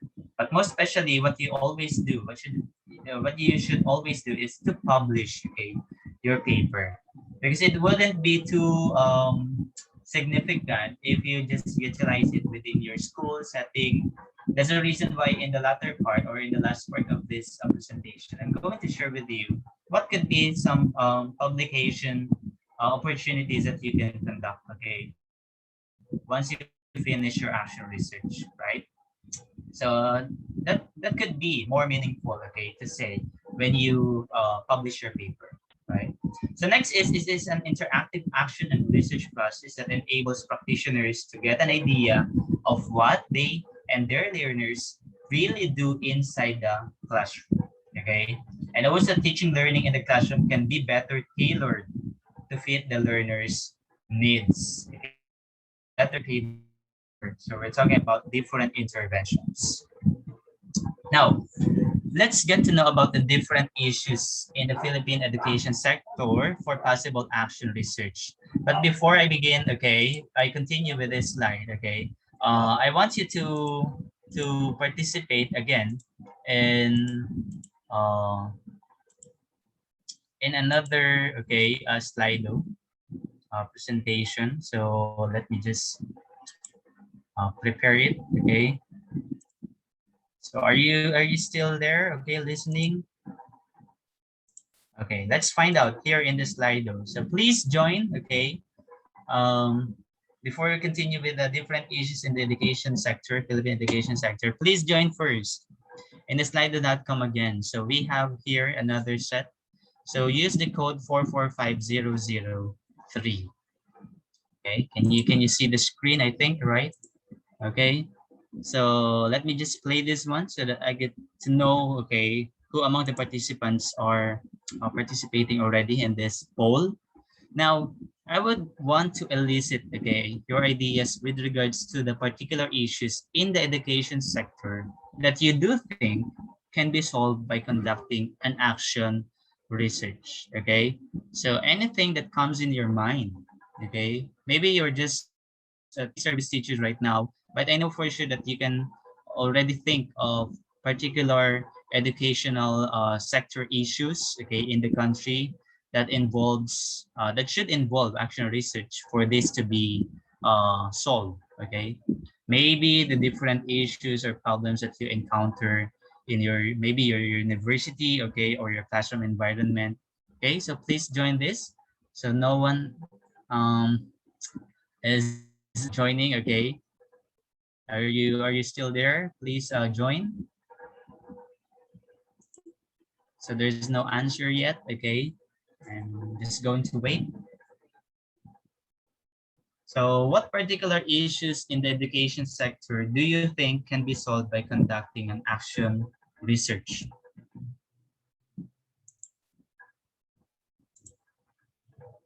Invalid game code. Oh, sorry. Okay. What's the problem?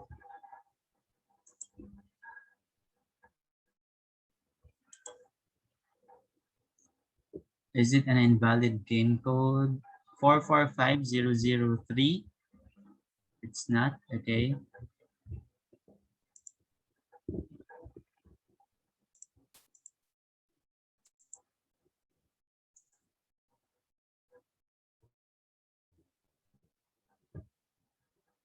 Can you try again, please? Okay, so we have already here that, okay, class party.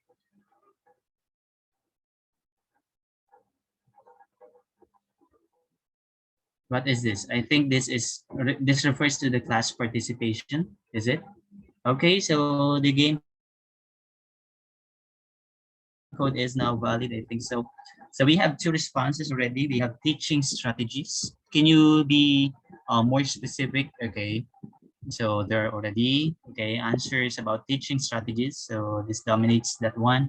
Seating arrangement, classroom size, okay. So we have class participation. What else?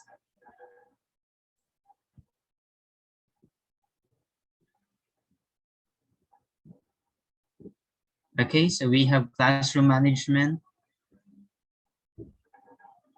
And then distribution of modules. Yes, very relevant, okay, right now because we are dealing with the uh, education, okay, system during the pandemic.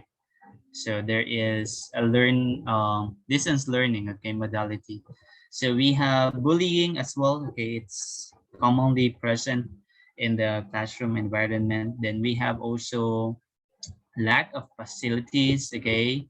We have online classroom routine, then assessment in module as well, okay? The distribution and the retrieval of the modules, right? What is this one? Okay, I can see the other one. So we have the diversity of learners, okay, because we are talking about the inclusivity right now, right? So that is a very good idea as well, okay? That's nice, okay? Diversity of learners, because we are already promoting the inclusivity, the inclusion. Technology literacy, yes, okay, attendance roll call, pupils misbehavior.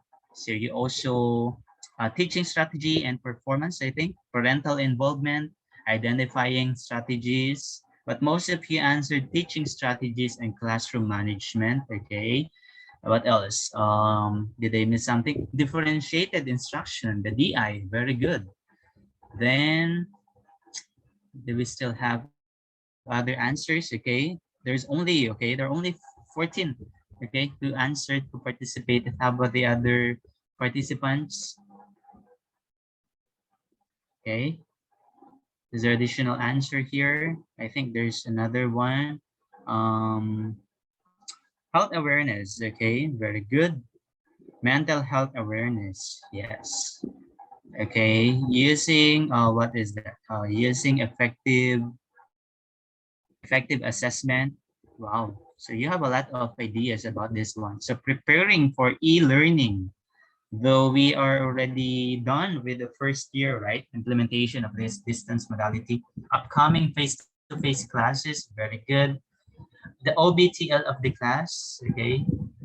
Then we have um, additional, okay, online classes, coming face-to-face classes. What's the other, okay, answers here? Lack of facilities, quality of education, blended learning, students' motivation, and right now teaching strategies is uh, dominating, okay, the answers, right, as we can see. Then performance in modules as well. So very specific answers, very good. MTB, MLE, implementation, okay. So what is this one? Students' motivation, I think. Then diagnostic, okay. Distribution of modules, okay, is going to be, so we have here the top three already. So you have the teaching strategies as the top one, followed by the classroom management, and lastly, the distribution of modules, okay? So you may just continue answering that, okay? But let me just stop my screen sharing so that I can be able to continue, okay, with my presentation.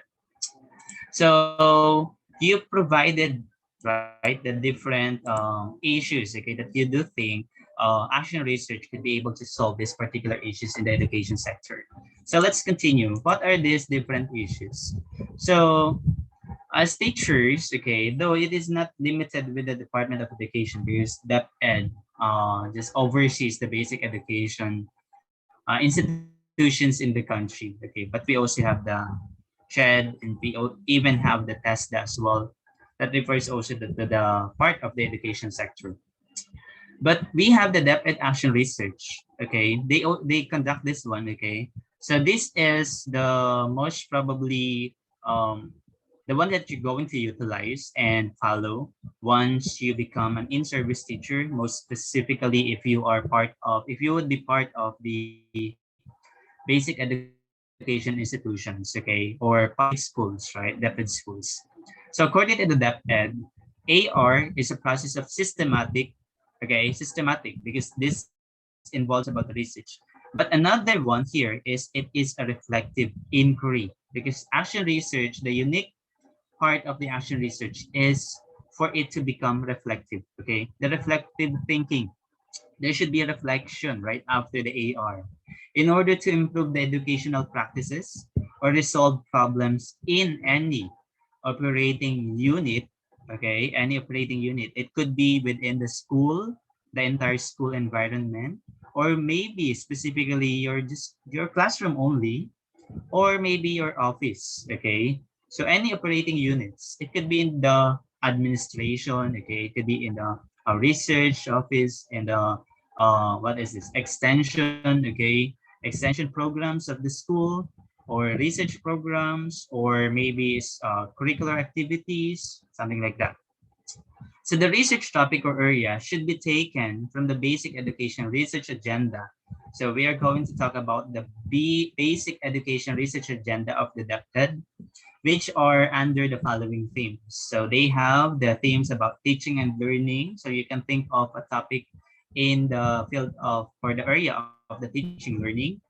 Child protection as well. Yes, some of you answered about the child protection, right? The bullying, okay, the mental health awareness. So human resource development, you are talking about the maybe the lack of the teachers, okay, in the school. So disaster risk reduction management, this is integrated in our curriculum already, right? So we have the gender and development. So in all government offices, there is a GAD, right? So gender and development is also one of the themes, okay, for the conduct of the basic education research, action research, and also inclusive education. Okay, so the inclusivity, as you've mentioned earlier also. Now, the area of research differs based on the levels of governance. All research proposals must be anchored on the following thematic areas. So the specific areas or the themes were given in the previous slide. But the thematic areas are according to the following. To improve the access to education. Access to education, like for example, right now, okay, we are in the pandemic, okay, we are dealing with the distance modality. We have the online, we have the modular, okay, the MDL, the ODL, what else? So there are even radio, television, right? With the use of the technology. So access to education, how can we ensure that all the pupils during the pre-pandemic, okay, before the pandemic, can be able to still be part of the education system right now, okay? So we have to think of the different learning modalities. That's why there is now a differentiated instruction, the DI that you have mentioned earlier also, right? So also to improve the quality of education, of course. And lastly, to improve the governance, the administration, okay? That's why we should think of the different education policy, okay? That should solve the different issues, okay? In the specific, maybe in the specific school setting, okay? That's why it differs on the levels of governance, because that refers to the action research. Again, action research deals with a specific environment, okay, a locality, and also a specific time, okay? That's why it depends on the levels of the governance as well, okay, the administration. Now, these are some of the sample depth and action research topics that I have gathered, okay, from searching about, okay, this topic. So we have the following topics, okay? We have there the plight of teachers on 1 month monthly salary release, okay? Financial literacy and survival, improving mathematics performance through the use of DI, okay, differentiated instruction of grade 4 Ginto in ABC elementary school, something like that. And you can be able to get to know, okay, a specific research topic from this, okay, from this list. Maybe you can think of something, an application or a possible research topic that you can implement or you can derive and propose, okay, to your instructors in research, right? Examining the teacher's technological pedagogical knowledge, the TPK, basis for conduct of technology-driven instruction enhancement program, maximizing parents' involvement in monitoring students' performance in school. There are lots, okay, of ideas that you can actually think of when you conduct action research. Impact of communicative language teaching strategies in solving English oral communication learning deficiency. Okay, to those who are in the field of English, right? Taking English programs, looking through the lens of differently able teachers in the policy experiences, challenges, and aspirations. solving into the implementation of the SBM in the school division, assessment of the level of awareness and preparedness of the public-private secondary schools in the implementation of DRRM program, level of preparedness, okay, with regards to the airborne diseases and viruses. And for the Filipino, we have epekto ng paggamit ng cellphone ng mga mag-aaral ng baitang 10, okay, 10 sa mataas na paaralang pambansa. So challenges of grade 1 teachers in mother tongue-based multilingual education among elementary schools. You even have here teacher researchers engagement and challenges, the plight of financially challenged teachers, understanding multi-grade teachers' life-changing experiences. You even have quality assurance technical assistance monitoring evaluation of training, teachers' research competencies and attitudes, research capability of senior high school research teachers. You even have, okay, live experiences of school heads assigned in island schools. As you can notice, okay, among these research topics, these are dealing with qualitative approaches, right? Because again, action research are really suited, okay, with the qualitative design. So we have job satisfaction of public elementary school teachers, impacts and challenges of banner projects. We have challenges encountered by multi-grade teachers in the implementation of budget of work, of daily lesson log, strengthening parents' participation through awards recognition approach.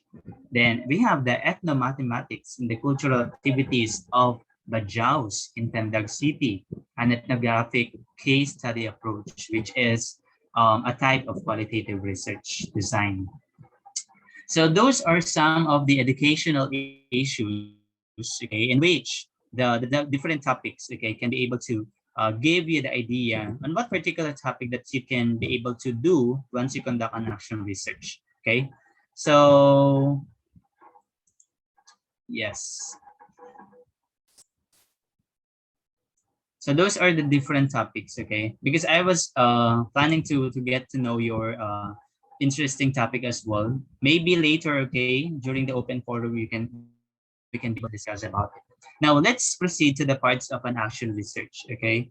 I'm going to show you as well a sample action research later on, or a sample template that you can be able to use, okay, once you deal with the action research or conduct action research already, and it's different phases because it's research, okay. That's why the parts of the action research are just similar, okay, with the research as well, but there are just some unique features or of the action research template as well.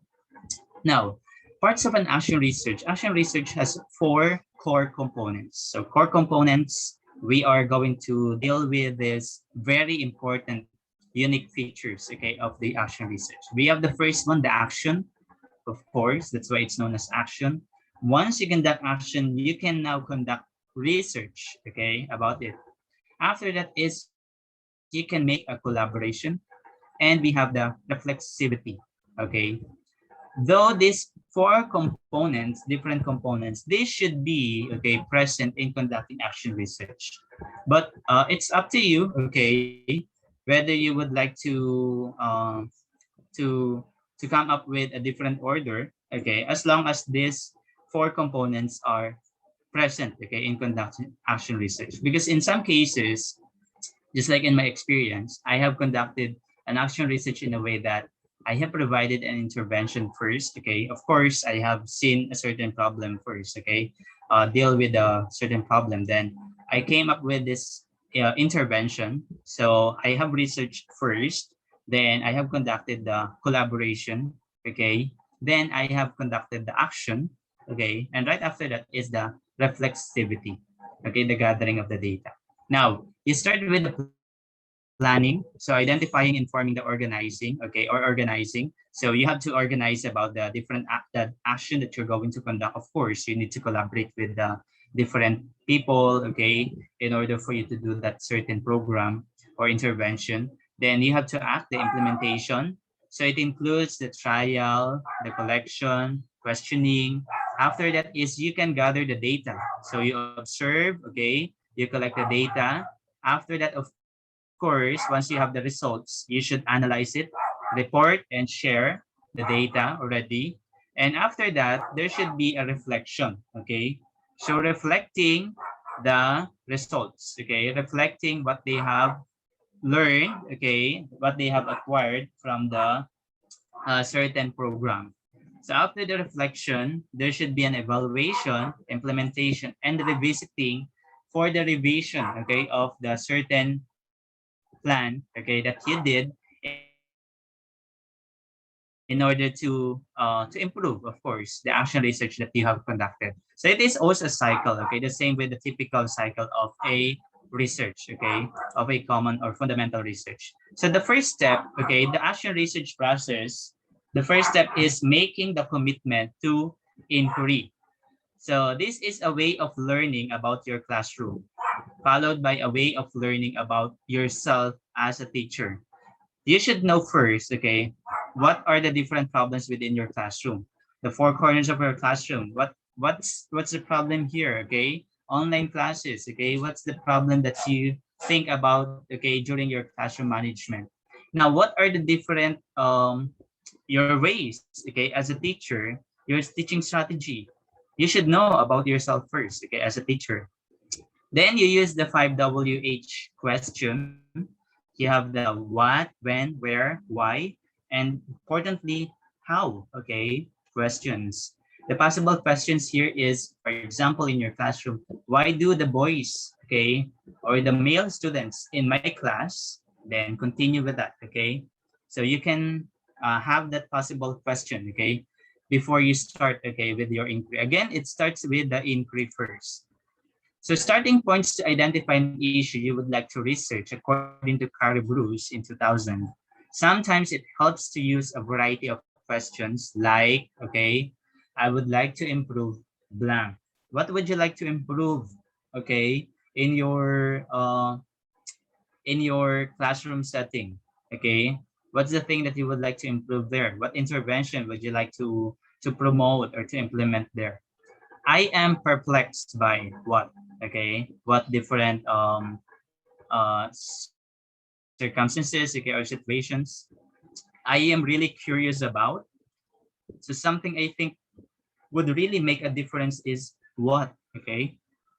So you can think of a certain program so that okay, so that you can think of a certain solution to that problem. Something I would like to change is blank. Okay. So these are some of the variety of questions that you can ask yourself, okay, for you to make a commitment to your inquiry. So just be specific with a certain topic, okay? Well, you can gather different ideas, okay? Then you can just synthesize it in order for you to come up with a concrete plan already. So the next step will be, of course, you have to read, research, and reflect, okay? Read, research, and reflect. So framing a good question, it includes, of course, you should avoid yes or no questions. Why should we avoid yes or no questions? Because we are dealing with qualitative approach. We should look for in-depth knowledge, okay? In-depth answers, observations, okay, responses from our participants. Because yes or no questions, okay, would provide you answers which are just yes or no, right? Answers. So this could be in the form of quantitative data. Okay, you can be able to gather in-depth answers from it. So avoid questions to which you already know the answer, of course. And a good question is free of educational jargons. Use simple everyday words, most especially if you're dealing with the participants who are not really, okay, uh, if you are not really if they're not really, I mean, familiar, okay, with a certain program that you have implemented. So do not prejudge the result, of course, okay, because you should, okay, prevent the biases, of course. You should be objective, as objective as you are, okay, because that is a characteristic of a good researcher. So that's the step 2. Now, what are the characteristics of good research questions? So a good classroom action research question should first be meaningful, compelling, and important to you as a teacher researcher, okay? You are not only a teacher right now, okay? Because when you deal with the action research, when you conduct action research, you are already a researcher, okay? So you're not only a teacher, but you are also a researcher. You know what? Not only, okay, limited among the universities or colleges that they have this research units, right? Because we do have, because the professors in colleges are not only there going to teach, okay, to do lectures, but they have also the responsibility to expand and to improve the uh, what is it, the standard in the university by conducting research, extension, and production activities, right? So they have those different roles. Also, in the Department of Education, there are already research units provided. That's the reason why there are also teacher researchers already in the basic education institutions, okay? So research is already a culture in the education sector in the Philippines, okay? So be manageable and within your sphere of influence. Of course, okay? Of course, it should be just within your sphere of influence because you are considered as the researcher here, okay? If that is not within your sphere of influence, how can you be able to manage it well, okay? Your research questions. Be important for learners as well.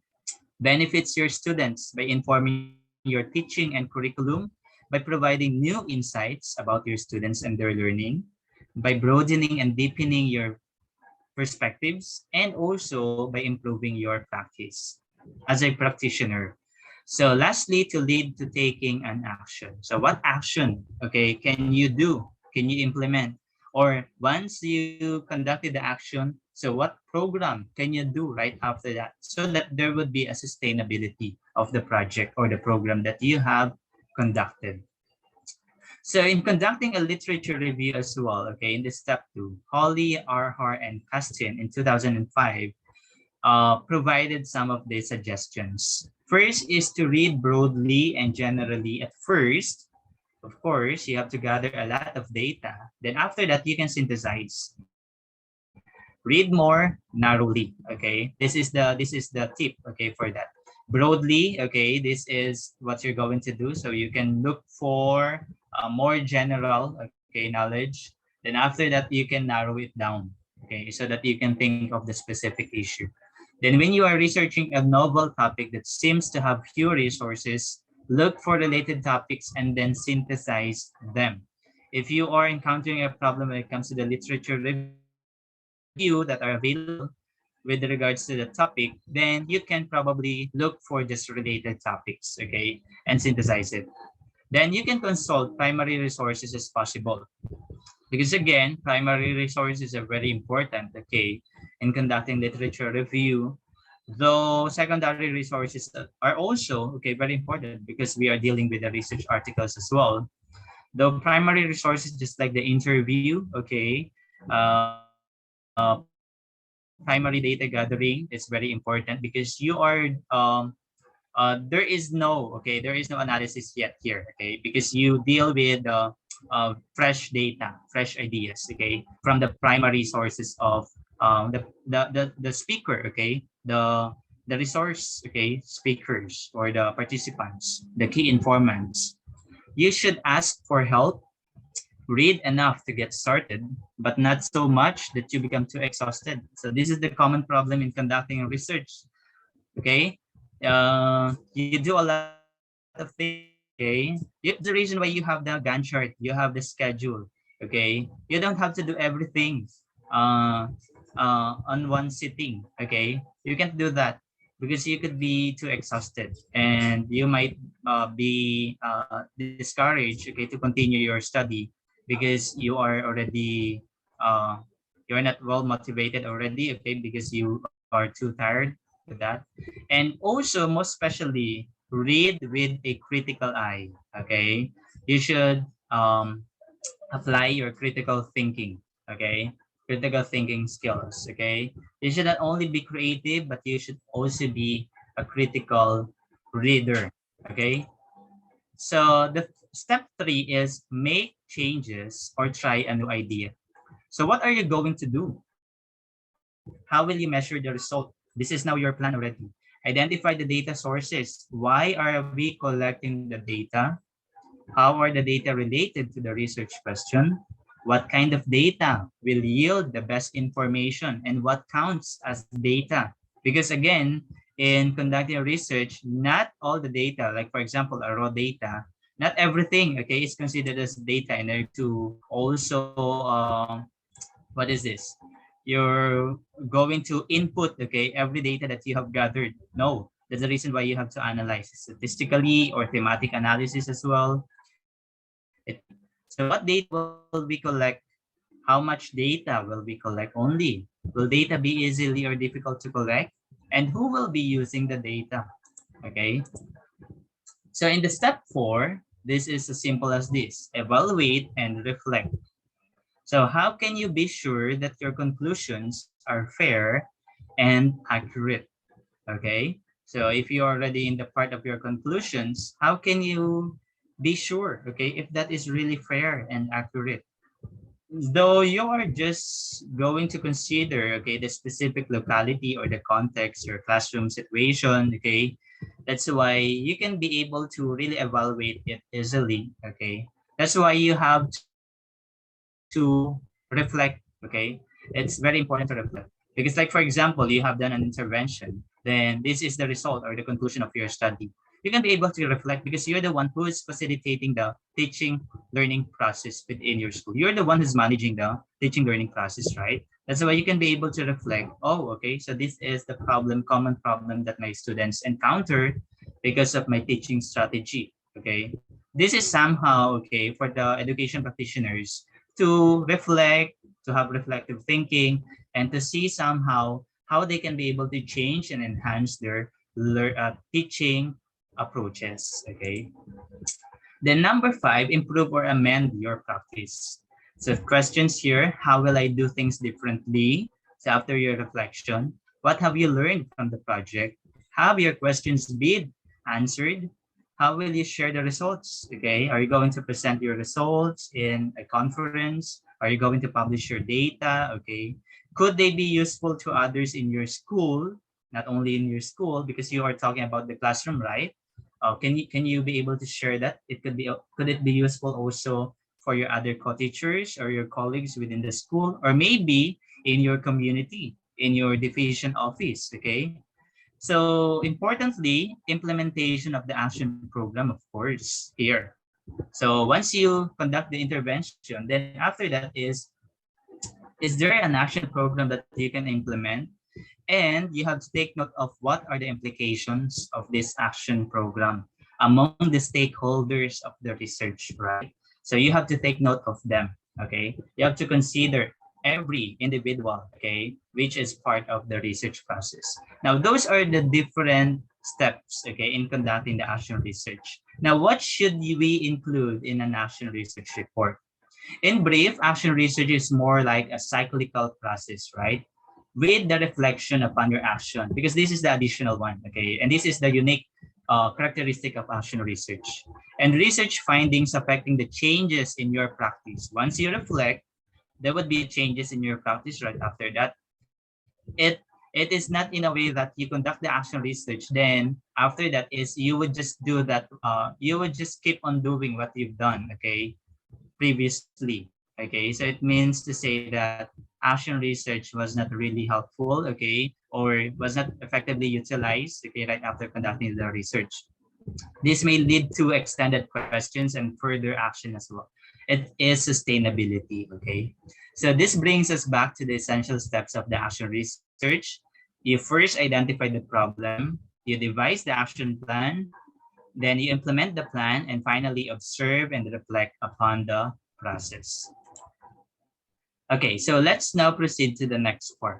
So we're going to talk about the example of an action research. I'm going to show you, okay, this is what I've gathered from the literature, okay. So this is an example of an action research, which I got from this website, the Teacher PH, okay. This is a very helpful website run by an educator, okay, where you can actually browse for a lot of information and resources with regards to the educational issues, okay, and helpful ideas. So this is an example of a research, okay, but I have just cropped, okay, the different parts of this, okay, in order just to show you what are the most significant parts of the action research. So as you can see, common thing, okay, this is just very similar with the fundamental research, right? So you have there the topic, okay, like for this one, there is an action research on the effectiveness of differentiated instruction in teaching English for grade 4 classes. You have the researcher there. You have to start with the introduction. This comprises of the significance of the study, the background of the study, the review of related literature. After that is, for the next part, you have the statement of the problem, okay? So you have there the different research questions.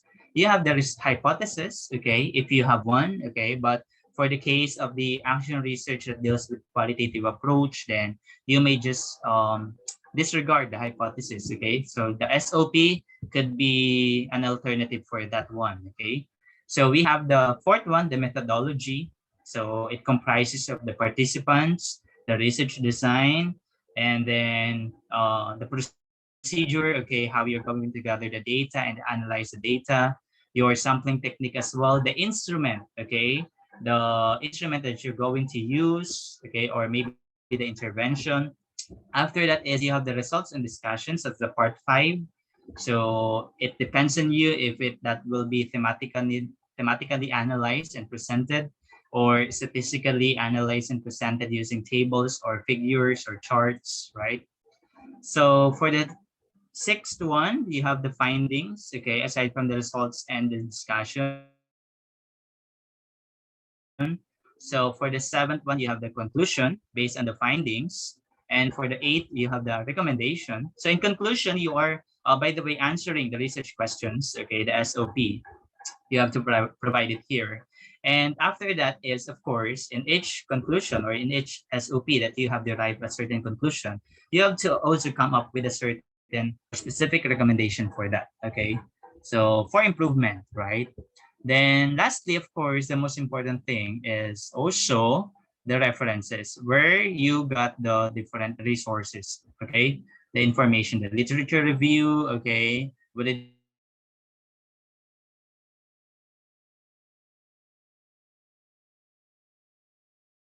the research, okay? Or okay, so in the last part, okay, of this talk, I have here integrated the publishing and action research. Of course, research will not be research without publishing it or disseminating it in the body of knowledge, right? Because again, uh, the publication is for you to disseminate the knowledge, okay? You should not only own the data, okay? Because as a researcher, it's your responsibility to generate the ideas, the knowledge, and be able to share it with the other stakeholders, okay? The members of the society, okay, or the body of knowledge. So we have here the publishing and action research. According to Hopkins in 2003, action research provides, okay, some guidance asserting, no, Hopkins provides some guidance asserting that all action researchers need to share their data and share it in a way that, so these are some of the key points. First, study could be replicated in another context. Again, you're conducting the action research in your context, okay, in the school context or in your classroom context, but it should also be replicated. How could it be replicated? Based on the plan or the methodology that you have. Once that is structured, okay, well-mannered, okay, orderly, presented, then it could be replicated, okay? So the evidence used to generate claims or action is clearly documented. The action taken as a result of the research is tracked. And lastly, the findings are accessible to the consumer and relatable to their practice. That's why it should be relatable to their practice. That's the reason why you have to publish your action research in particular or suitable, what is this? Suitable journals, okay? Suited journals where the action research, where your topic is really related with, okay? So now, let me share with you, okay, where you can publish your action research. So these are some of the journals, okay, that collects the different action researches, international journals. So you have here the Action Research Journal by the SAGE Publications. You can also have the Asian Education Action Research Journal, okay, Educational Action Research, Systematic Practice in Action Research, Journal of Voluntary Action Research. Then we have also International Journal of Action Research, Concepts and Transformation, Education Research for Social Change. We even have Canadian Journal of Action Research, Wisdom of Practice, an online journal of action research, Action Learning and Action Research Journal. Okay. So these are action research publications as well. So action research is a print-based international interdisciplinary peer-reviewed. By the way, you should publish your papers in a peer-reviewed journal. You should take note of predatory journals as well. Okay. I think it's also a good idea to introduce with you, no, the undergraduate students, pre-service teachers, with regards to the publication process. Okay, because your thesis could be published, right? It could also be added, okay, as one of the outputs of the university, okay, for maybe accreditation, okay, so that you can say, okay, or you can say that you are recognized as a research university, or you do have really a good research culture within your environment. Okay, but again, you should consider predatory journals. You should always look for peer review journals, most, okay, especially if those are really international journals. Okay, you should always look for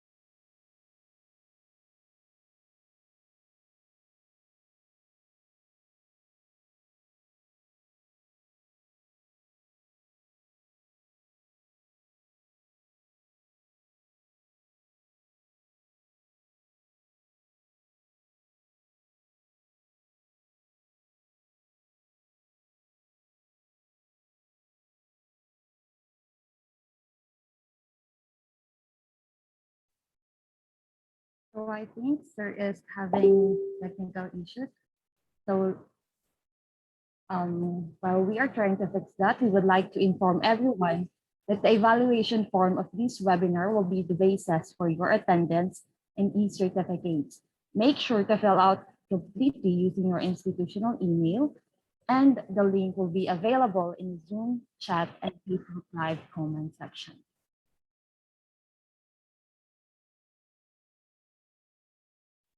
So while we are into this one, we would like to acknowledge our Dean, Dr. Montia Jamila D. Sarif, and the Chairperson of the Home Economics Department, Professor Rohani Sultan, and all the present faculty and staff of the College of Education. Thank you very much for gracing this event with your presence.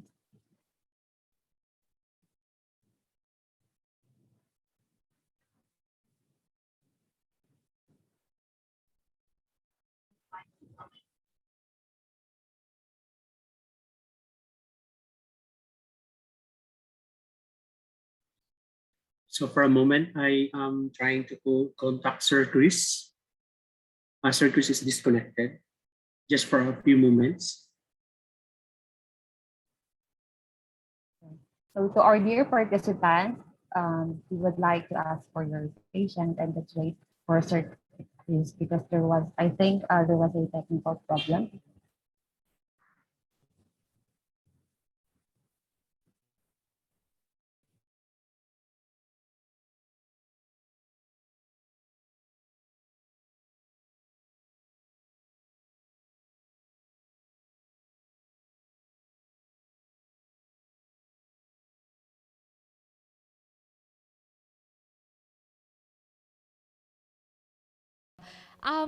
Yung title ng talk ko or hiningi sa akin is to talk about finding your true calling.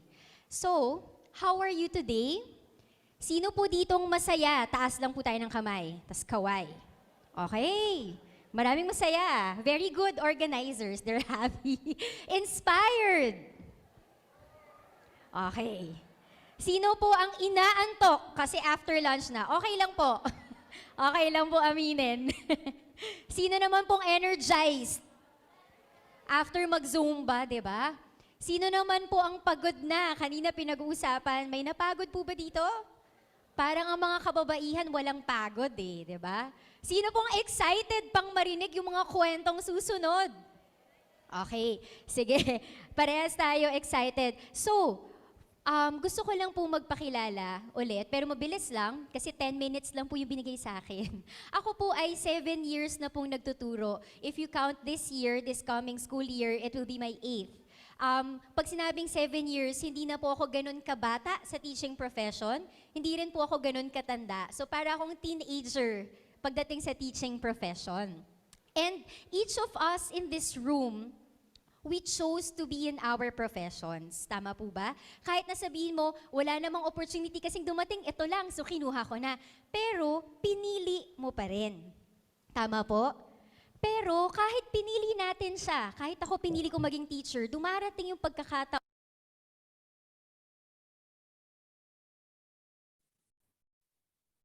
So I think Sir Christopher is back. Welcome back, sir. Hello, ma'am. Hello, sir. Najil. Or can you hear me now? Yes po, loud and clear. All right, so thank you. Sorry, I got disconnected. This is a common problem with the live presentation. So going back to my slide. So I think I'm almost done with this one. Okay. So we have here the action research. I hope that you can still see the screen. Okay. So as I was saying, so we have here the Journal of Teacher Action Research, and even the networks and online journal for teacher research.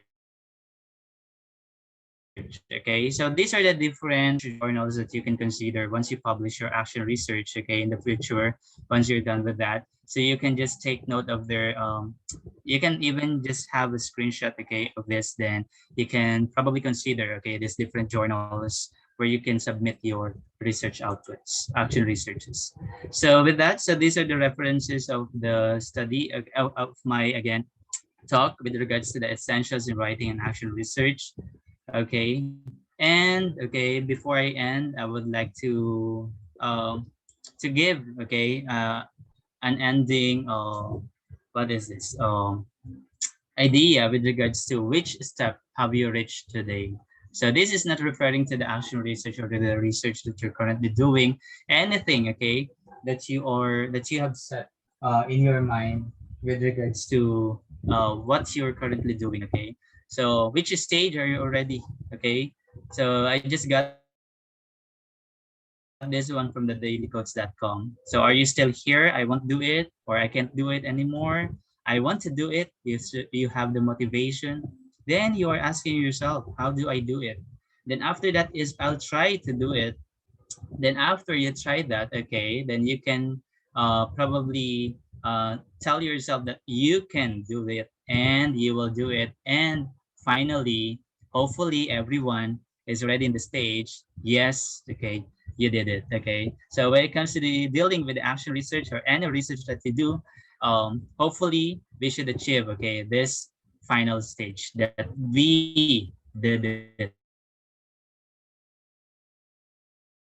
Okay, and so my presentation, so just to give you what is this, okay, a last message. So action research, it comes from the root word act, meaning to say action changes things. So without an action, there would be no improvement, there would be no development. That's why research, okay, not only particularly the action research, but any that you do is somehow, okay, very significant and helpful, not only for the school context where you currently belong, okay, but also in your future endeavors. So with that, so thank you so much for listening to my talk. And yeah, I hope that you were able to acquire significant information and ideas or knowledge when it comes to conducting an action research. I have forgot to to share the a template, okay, for action research. Maybe I can just send it to Professor Astige, okay, so that your office can be able to make use of it as a format for conducting an action research, okay. And yes, so this is my email address if you would like to get to know more about me. So you can contact me using this email address. And if you would like to find more about my researches, okay, because I was not able to share with you the research studies or the action researches which I've conducted already, you can just go to my ResearchGate profile, okay, account. Then you can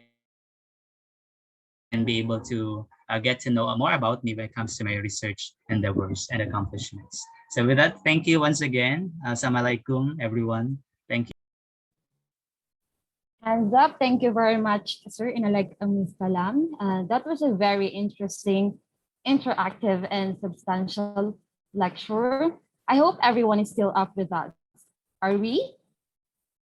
Okay, well, that's good because now we are going to proceed to the most awaited moment for our participants, which will be the question and answer portion. Should you have any questions, you can drop it in the Zoom box, comment box or the Facebook comments. Now, this will be facilitated by Ms. Brittany Navarez. Ma'am Navarez. Thank you so much, Naj. Hi, everyone. Welcome to our open forum. And hello to you, Sir Christopher. Thank you so much for the brilliant presentation. Sir, my task for this morning is to read the questions from the participants. We have one question here. Paano po mag-conduct ng action research ngayon na walang face-to-face?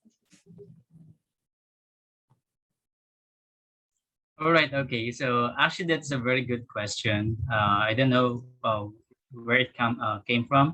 An undergraduate student or a graduate student or probably a faculty. Based on my experience, I conducted action research during the pandemic with the use of online platforms. Okay, you can even this is actually easier right now.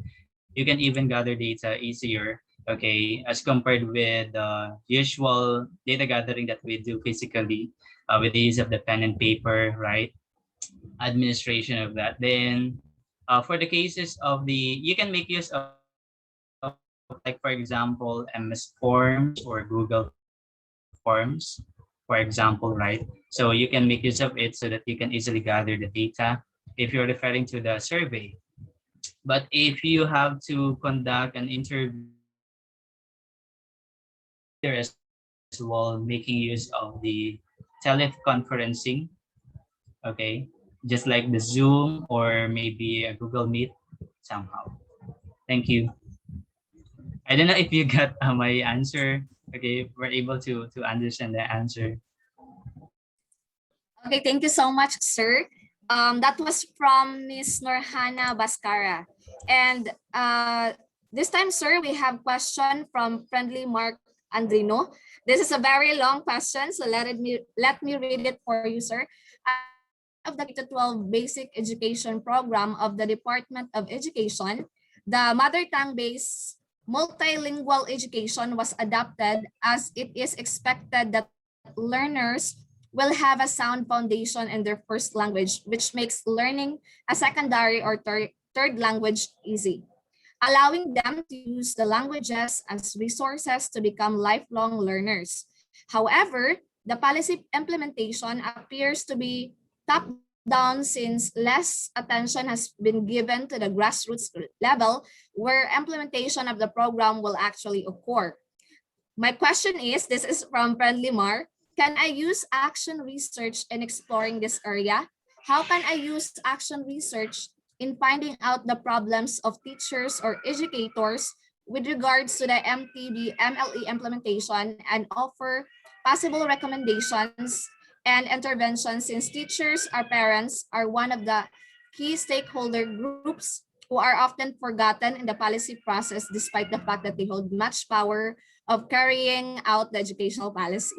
I hope you get the question, sir. It's a very long question.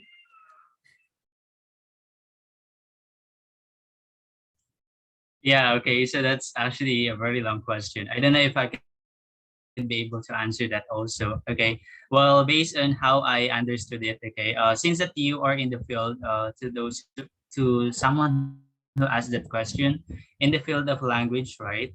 Language studies. Though I am going to speak in the field of science education because my background is in the science education.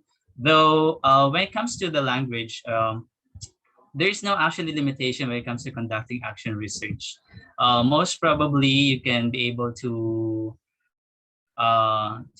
even address the issue to participation of the parents, the parental involvement in the teaching learning process of their child, their children, right? Um, Once you think of a certain problem, then you can probably think of a very broad problem first. Okay, then right after that, you can narrow it down. You can think of a specific issue or concern that you would really like to solve when it comes to action research.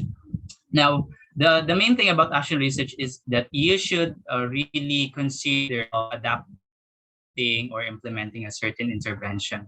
So if you are already in the language program or a language, your background is in the language studies, then you can somehow think of as an intervention related with a language, okay, or a language intervention, or maybe a mother tongue, right, which is the primary question. You can probably think of a teaching strategy involving that certain subject matter area, and then you think of the intervention, and after that is you can implement a certain program. Then most especially what you have to do is to have a reflective thinking, okay, among the participants of the study, whether that involves the teachers, okay, who are teaching that certain subject, or the students as the participants, or maybe also the parental involvement as well. Then you can have the analysis of this reflective thinking, okay, from the among the participants, and provide a result of your study. When it comes to qualitative design, the type of qualitative design for that, there's no limit as long as you consider okay, design for that. For example, would you consider phenomenological study or ethnographic? Okay, if that deals with ethno-linguistics, something like that.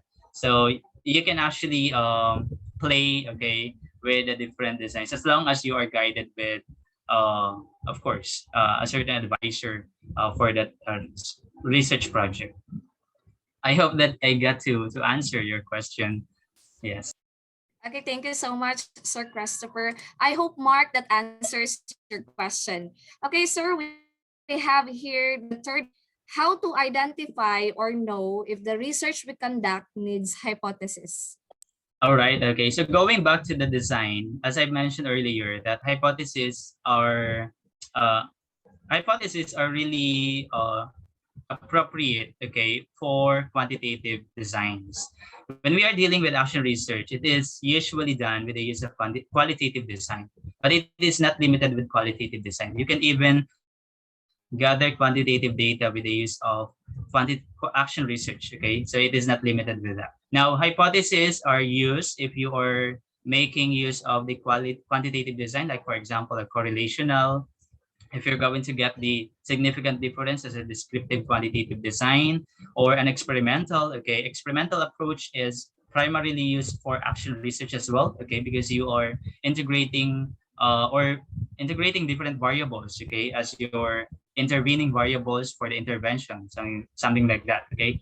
So hypotheses are present if you are going to consider quantitative design, okay. So whether that could be descriptive, correlational, quasi-experimental, or experimental.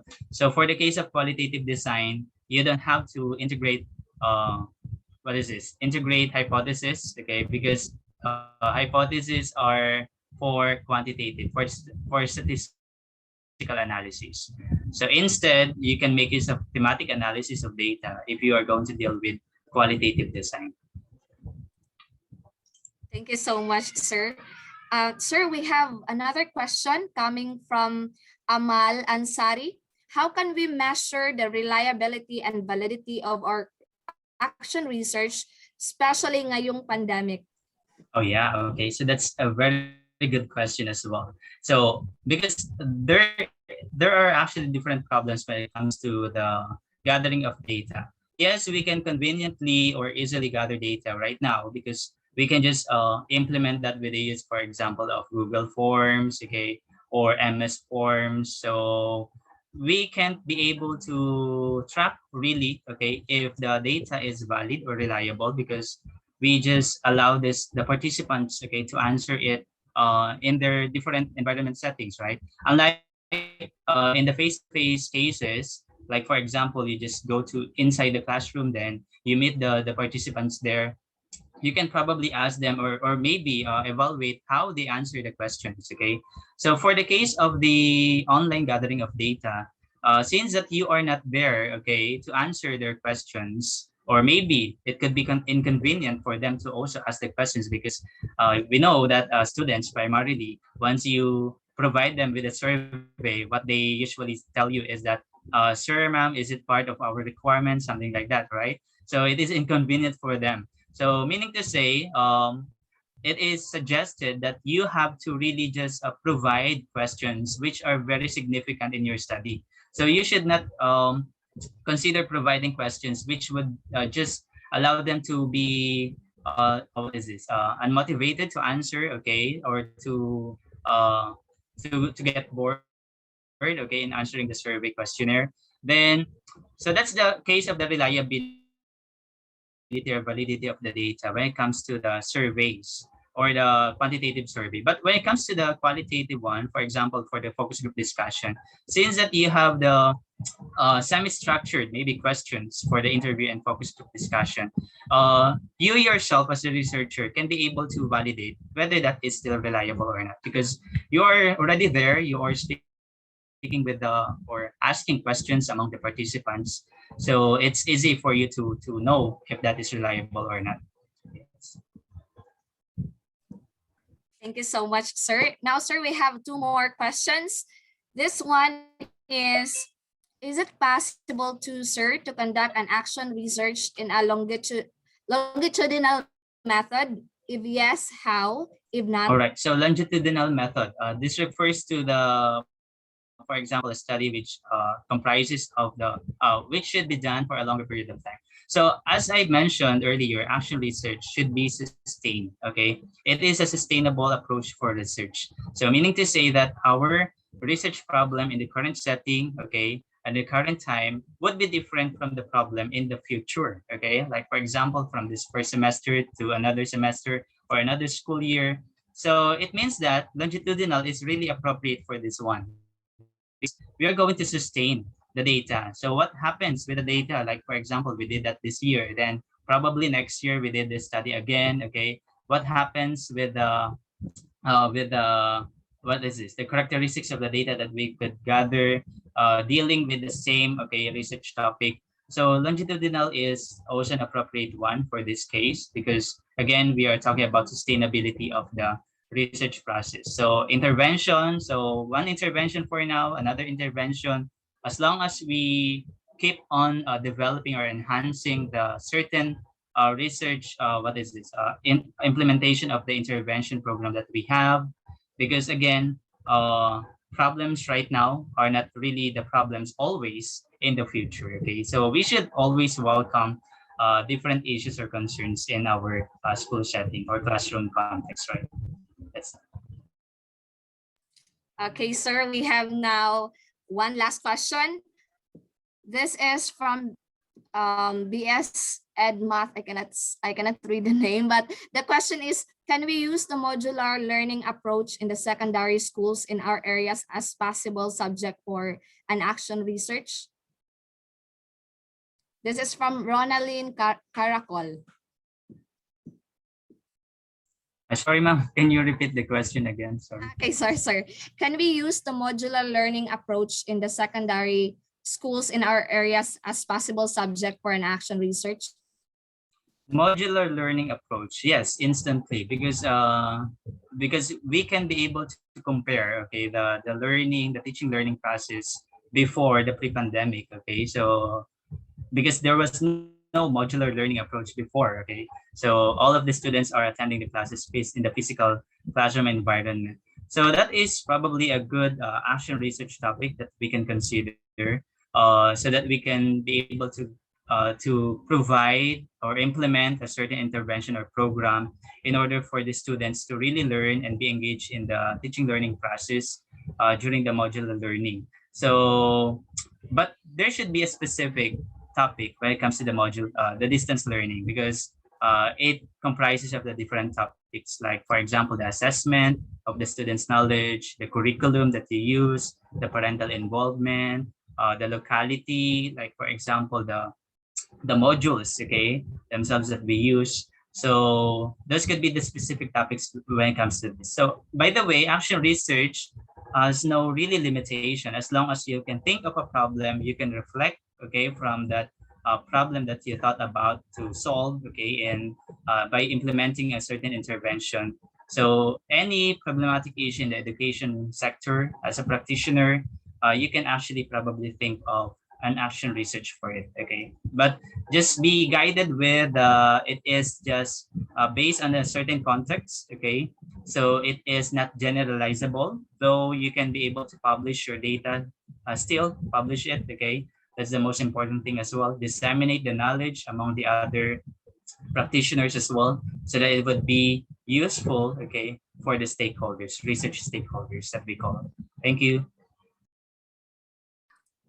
Thank you so much, sir. Pero sir, may isang pahabol pa po na question from Sure, the ma'am. participants. Sir, how about po for the scope of the study and also the participants?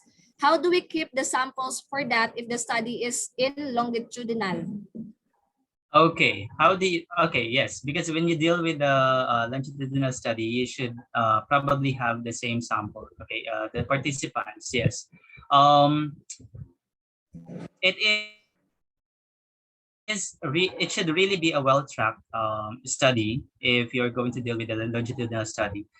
So the main problem about it is that if there's a chance or opportunity that the participants would go,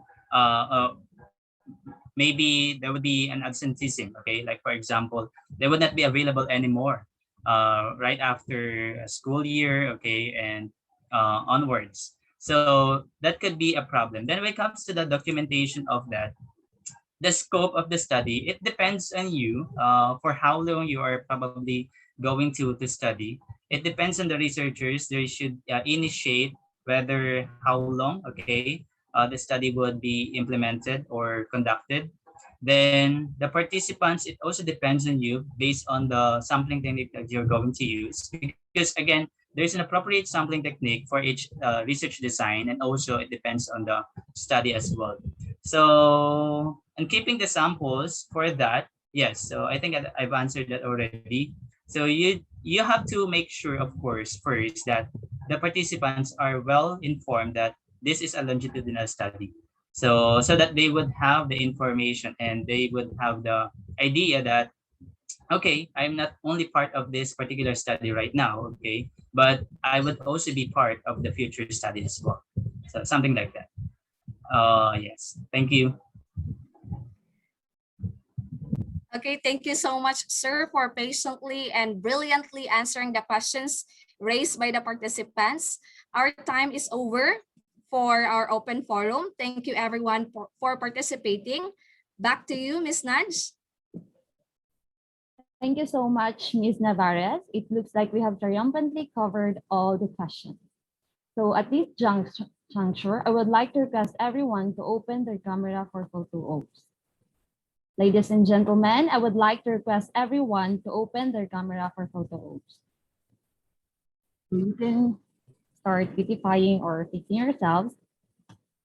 So while we're waiting, we would like to inform everyone that the evaluation form of this webinar will be the basis for your attendance and e-certificates.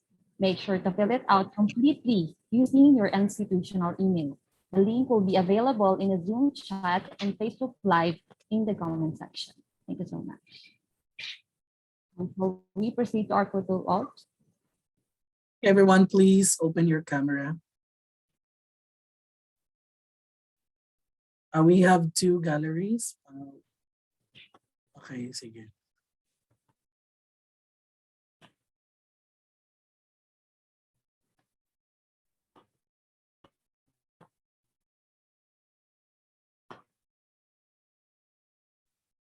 Okay, sige, let's start with the first gallery.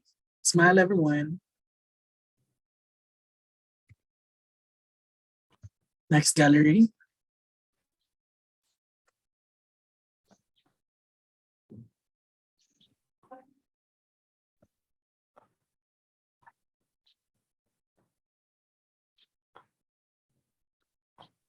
Okay, that's it. Thank you so much. Okay, thank you so much, sir. So thank you everyone for being with us today, bringing your gracious professionalism to this event. At this point, we would like to present the certificate to our resource speaker for his time and valuable contribution for today's event. Allow me to read you the citations. Mindanao State University College of Education, Marawi City. Experiential Learning and Development Office presents this certificate of appreciation to Christopher H. Gonzalan in grateful acknowledgement of his expertise, professional competence, and invaluable service rendered as resource speaker during the webinar on action research with the topic Understanding the Essentials in Writing and Action Research, held on November 19, 2021, Friday at 8 a.m. via Zoom and Facebook live stream.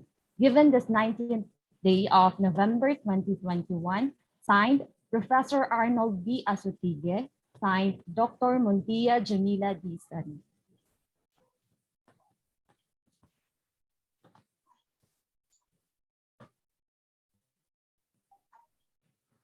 So now, for our closing remark, finally, may I call on our young and principal coordinator and student services faculty from the Department of Elementary Teaching.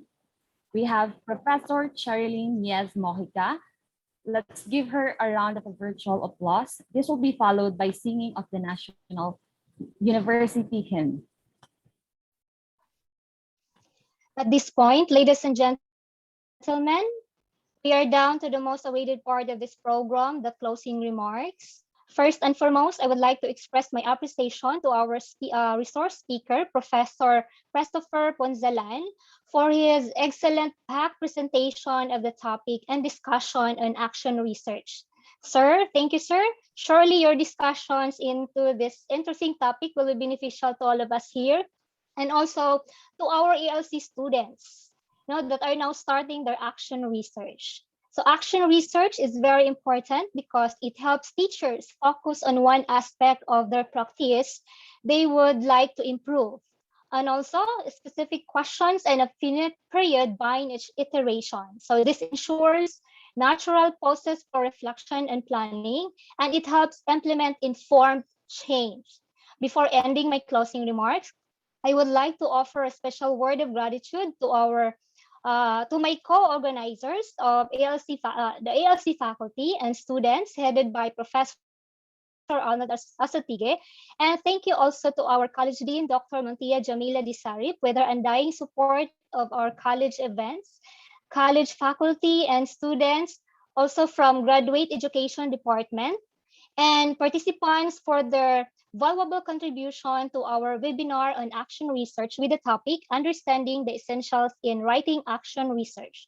So my deepest gratitude goes to all who attended this webinar and helped to make it such a successful event. So we are truly grateful for your valuable contribution and attendance. Thank you again. Thank you very much. Alhamdulillah, thank you very much, ma'am. Thank you everyone for being here with us. We appreciate you being here, and to God be the glory. Keep safe, everyone. May you have a meaningful and productive educational venture on your upcoming action research. Once again, this is Najleya Panolong, your Master of Ceremony.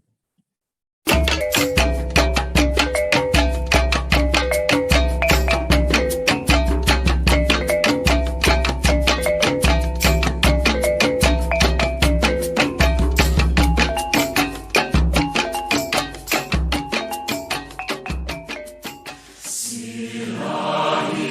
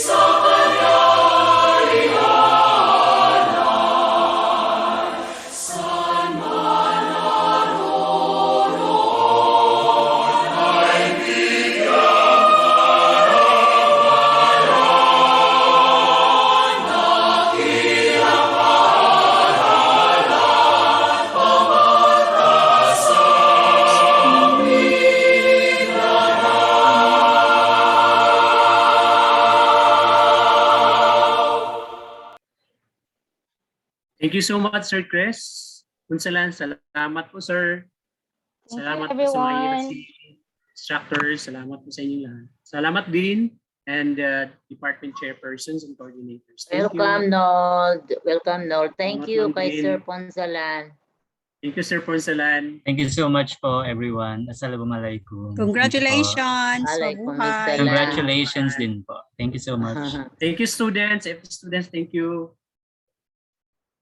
Bye, everyone. Bye. Happy Friday.